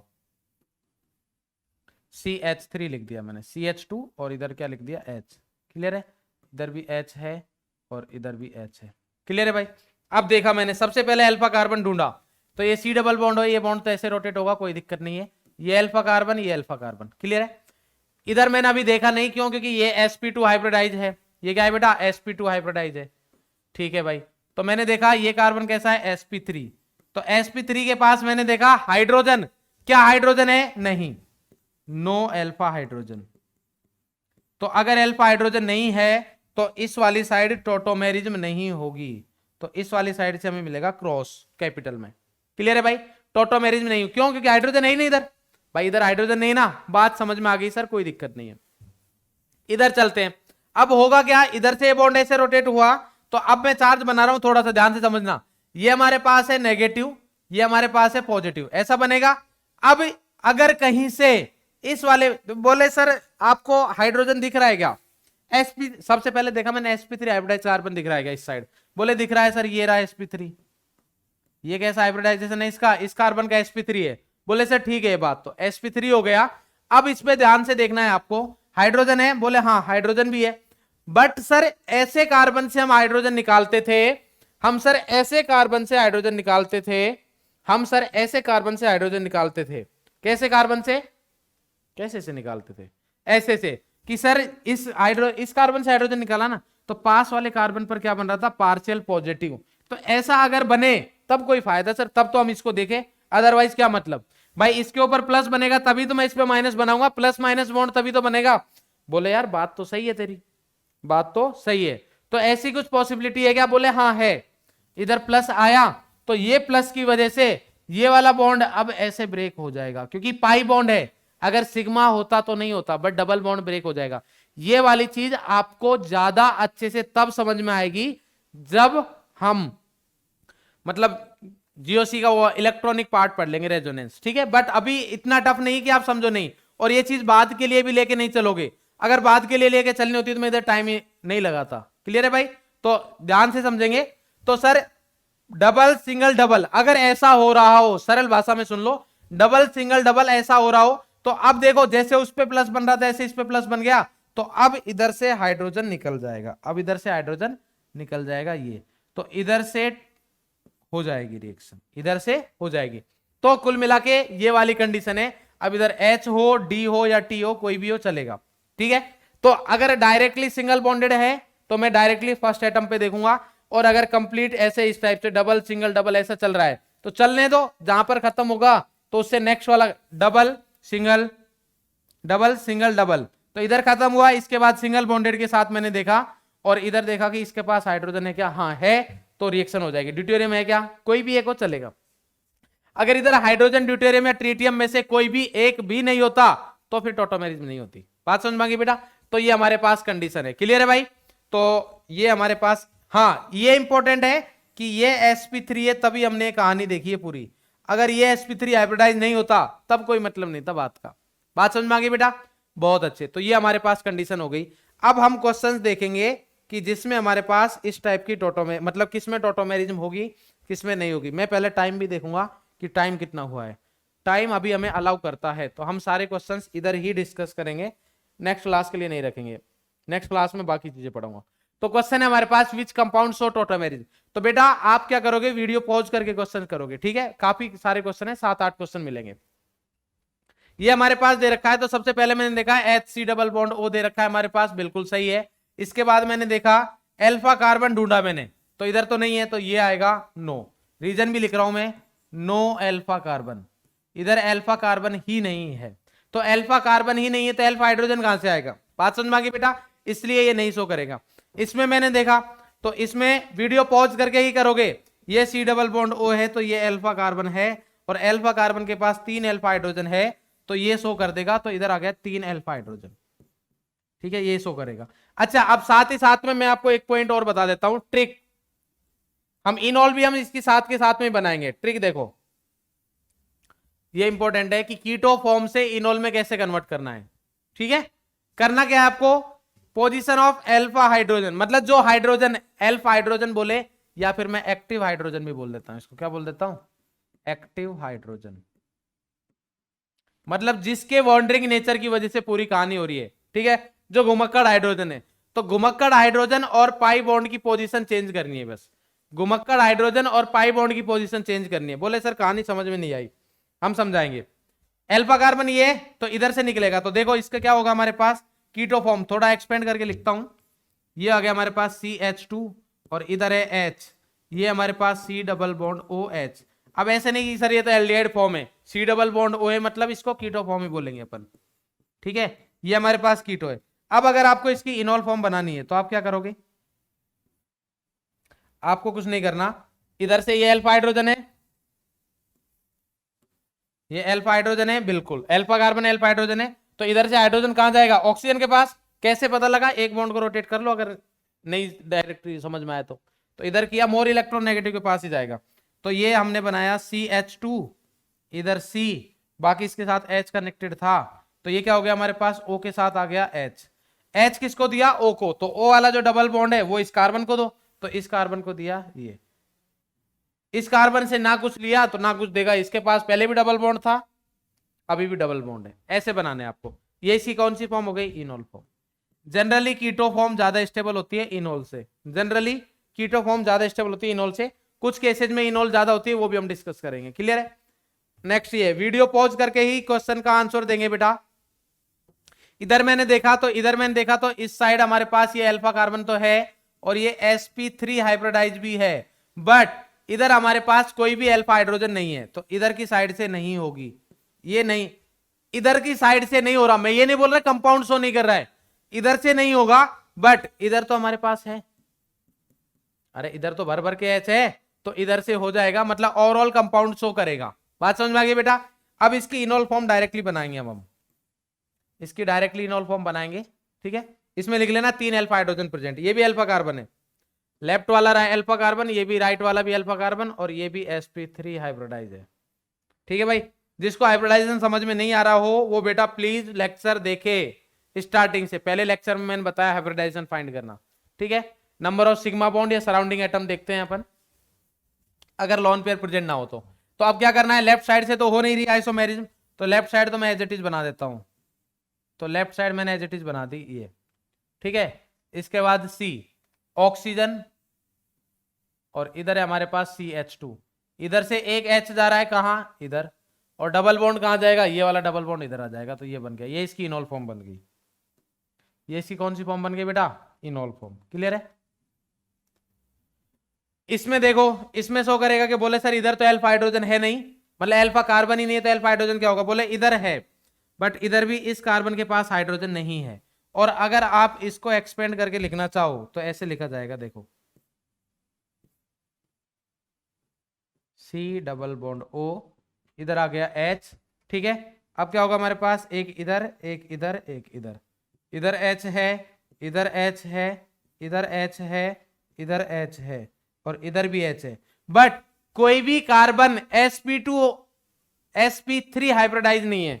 इसमें सारे के सारे कार्बन कौन से हैं, sp2 हाइब्रिडाइज है, तो अल्फा कार्बन तो है, ये अल्फा कार्बन रहा, उसके बाद डबल सिंगल डबल हो रहा है, सिंगल डबल हो रहा है, सिंगल डबल हो रहा है, फिर इधर ही आके वापस घूम के।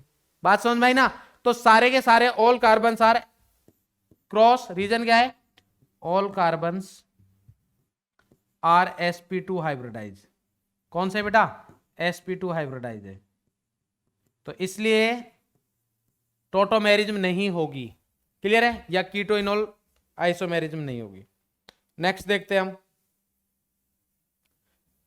ये है हमारे पास। तो इसमें देखो लेफ्ट साइड में तो कैंसिल हो जाएगा जैसा हमने अभी किया, बट इधर की साइड से हो जाएगी। ये अल्फा कार्बन है और ये sp3 हाइब्रिडाइज भी है। और इसकी अगर मैं इनोल फॉर्म बनाऊंगा तो अब तो डायरेक्टली बना सकते हो। कैसे बनेगी? ये मैंने बेंजीन बनाई,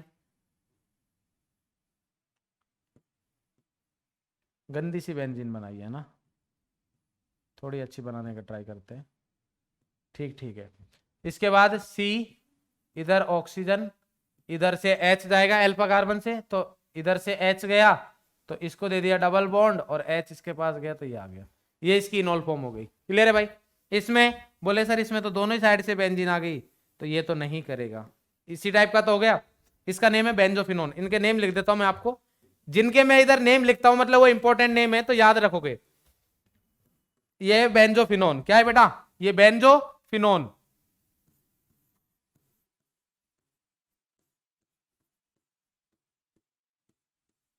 और ये क्या है? नेम ऐसा आ सकता है कि बेंजोफिनोन टोटोमेरिन शो करेगा नहीं करेगा, फिर ऐसे नहीं कभी ऊपर देख रहे हो इधर सर बेंजोफिनोन क्या होता है, ऐसा नहीं करोगे। बात समझ में आ गई? ये क्या है बेटा? ये ग्रुप कौन सा होता है? एसिड मतलब 2 कार्बन, एसीटोफिनोन। बेंजीन आ गए इसलिए, सारे एसीटोन से ही बने, एसीटोफिनोन। क्लियर है बेटा? ये एसीटोफिनोन है। चलिए भाई, ये नहीं करेगा क्यों? क्योंकि all carbon are sp2 hybridise. सारे के सारे कार्बन कौन से हैं बेटा? sp2 हाइब्रिडाइज है। चलिए नेक्स्ट देखते हैं हम। नेक्स्ट है हमारे पास विच कंपाउंड शो टोटोमेरिज्म। इनमें हमारे पास कौन सा कंपाउंड है जो टोटोमेरिज्म शो करेगा? तो ये हमारे पास आ गया C डबल बॉन्ड O। इसके बाद देखा ये अल्फा कार्बन, ये अल्फा कार्बन, बिल्कुल सही है। और sp3 हाइब्रिडाइज भी है, ये भी sp3 है और ये भी sp3 है। बट प्रॉब्लम ये है कि ये आइसोमेर ये टोटोमेरिज्म शो नहीं करेंगे, ना तो ये ना ये। रीजन क्या है? मतलब पूरा कंपाउंड नहीं करेगा tautomerism show. No alpha hydrogen, no alpha hydrogen, या फिर ऐसा भी लिख सकते हो आप नो एस, नहीं नो अल्फा हाइड्रोजन ही लिखना पड़ेगा, एस अल्फा हाइड्रोजन नहीं है। क्लियर है भाई? इसमें अगर देखें C डबल बॉन्ड O, ये हमारे पास अल्फा, ये अल्फा, बट प्रॉब्लम है ये कौन सा है? sp2 हाइब्रिडाइज, और ये भी कौन सा है? sp2 hybridise. तो इसका मतलब ये भी शो नहीं करेगा। क्लियर है भाई? तो इसी टाइप के, इससे ज्यादा टफ नहीं बनेंगे आपके पास। Because no sp2 hybridize carbon, ऐसे लिख देता हूं। क्लियर है भाई? तो ये हमारे पास क्वेश्चंस थे, और भी है 2 क्वेश्चन, ये करो। इसके बाद और भी है, वो होमवर्क के लिए दूंगा। क्लियर है भाई? करो ये question. Which compound show tautomerism, कौन सा कंपाउंड है जो टोटोमेरिज्म शो करेगा? टाइम ठीक है, काफी हो गया है। हाँ भाई, लास्ट 2 क्वेश्चन है हमारे पास। Which compound shows tautomerism. तो इसमें हमारे पास सबसे पहले हम इसको देखते हैं। ठीक है, इसको रहने दो। इसको अगर देखा तो मैंने देखा, क्या देखा भाई?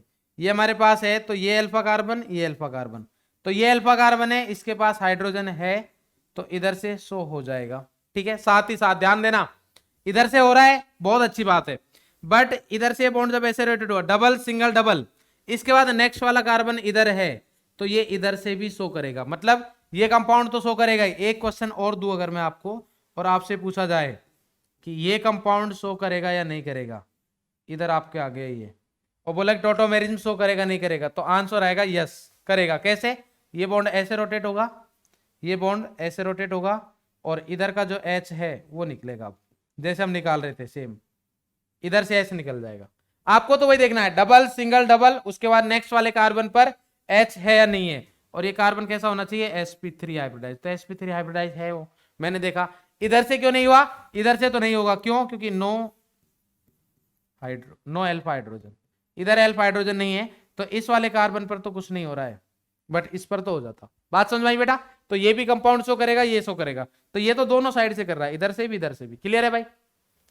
अब इसमें देखो, अब आपको डायरेक्ट करनी है चीजें, जैसे मैंने बताया, डबल सिंगल डबल, फिर नेक्स्ट वाले कार्बन पर देखना है। अब देखो इधर ये करेगा कैसे? ये डबल सिंगल, फिर ये आ गया, इधर H है ना, तो ये बन जाएगा। बात समझ में आई? तो ये भी करेगा, ये भी करेगा। क्लियर है भाई? क्लियर है? तो इस टाइप से हमारे पास ये थे। अब कुछ होमवर्क के क्वेश्चन है जो मैं आपको बता देता हूं। ये होमवर्क का क्वेश्चन है, PYQs का है। इसमें एक अलग रूल लगेगा थोड़ा सा, ठीक है, वो हम जीओसी में डिस्कस करेंगे आगे इलेक्ट्रॉनिक इफेक्ट में, बट इस क्वेश्चन को डिस्कस करते हुए मैं बता दूंगा आपको कि क्या चीज है। ठीक है, ये होमवर्क का है तो मैं इधर लिख देता हूं होमवर्क। ठीक है, नेक्स्ट है हमारे पास, ये हो गया, ये भी होमवर्क का क्वेश्चन है। ये सारे PYQs है बेटा, और भी होना चाहिए होमवर्क का एक तो, और ये भी PYQ का है, ये भी होमवर्क है। ठीक है, ये भी होमवर्क है। क्लियर है भाई? तो ये होमवर्क के क्वेश्चंस है। तो हमारी ऑलमोस्ट आइसोमेरिज्म खत्म हो गई है। ठीक है ना, मतलब आइसोमेरिज्म मतलब स्ट्रक्चरल आइसोमेरिज्म खत्म हो गई है। अब जब हमारी नेक्स्ट क्लास होगी तो उसमें मैं थोड़ा अभी टोटोमेरिज्म डिस्कस करूंगा, कुछ एक पॉइंट है, हम थोड़ा सा लेवल ऊपर रखेंगे हमारा नीट से। ठीक है, तो वो पॉइंट डिस्कस करूंगा, उसके साथ ही साथ कुछ क्वेश्चंस और डिस्कस करेंगे, बट साथ ही साथ मैं स्टीरियो आइसोमेरिज्म भी स्टार्ट कर दूंगा। और बेटा स्टीरियो आइसोमेरिज्म बहुत बहुत ज्यादा इंपॉर्टेंट है, डायरेक्टली क्वेश्चंस भी आते हैं, और जैसा मैंने आपको पहले बताया कि जो आगे के चैप्टर्स आएंगे उनसे रिलेटेड क्वेश्चन भी जीआई में पूछे जाते हैं और ओआई में पूछे। जीआई मतलब ज्योमेट्रिकल आइसोमेरिज्म और ओआई मतलब ऑप्टिकल आइसोमेरिज्म से पूछे जाते हैं। ठीक है बेटा, तो ध्यान से और सारे लेक्चर सही से देखने हैं आपको। होमवर्क बेटा जरूर करके आओगे और सारे लेक्चर अच्छे से देखोगे, और सबसे इंपॉर्टेंट बात बेटा अपने नोट्स अच्छे से बनाने हैं। मैं आपको बताता भी चल रहा हूं कि कौन सी चीज नोट करना बहुत ज्यादा इंपॉर्टेंट है, बाकी मैं बोलूंगा कि कौन सी चीज इंपॉर्टेंट है कौन सी नहीं है। आपको अगर कुछ पॉइंट ऐसा लगे जो आपके माइंड से स्किप हो सकता है तो आप उसको नोट करिए, कोई दिक्कत नहीं है। आप वो नोट्स बनाते टाइम कभी भी ऐसा नहीं सोचना है कि यार ये कितनी छोटी चीज है इसको क्यों नोट करूं मैं, नहीं, ऐसा कभी नहीं सोचोगे। ठीक है बेटा, तो आज के लिए हमारे पास इतना ही है। ठीक है, आई होप आपको सारी चीजें अच्छे समझ में आ गई होंगी। ऑल द वेरी बेस्ट, अच्छे से पढ़ते रहे, मुस्कुराते रहे, स्वस्थ रहे। Thank you.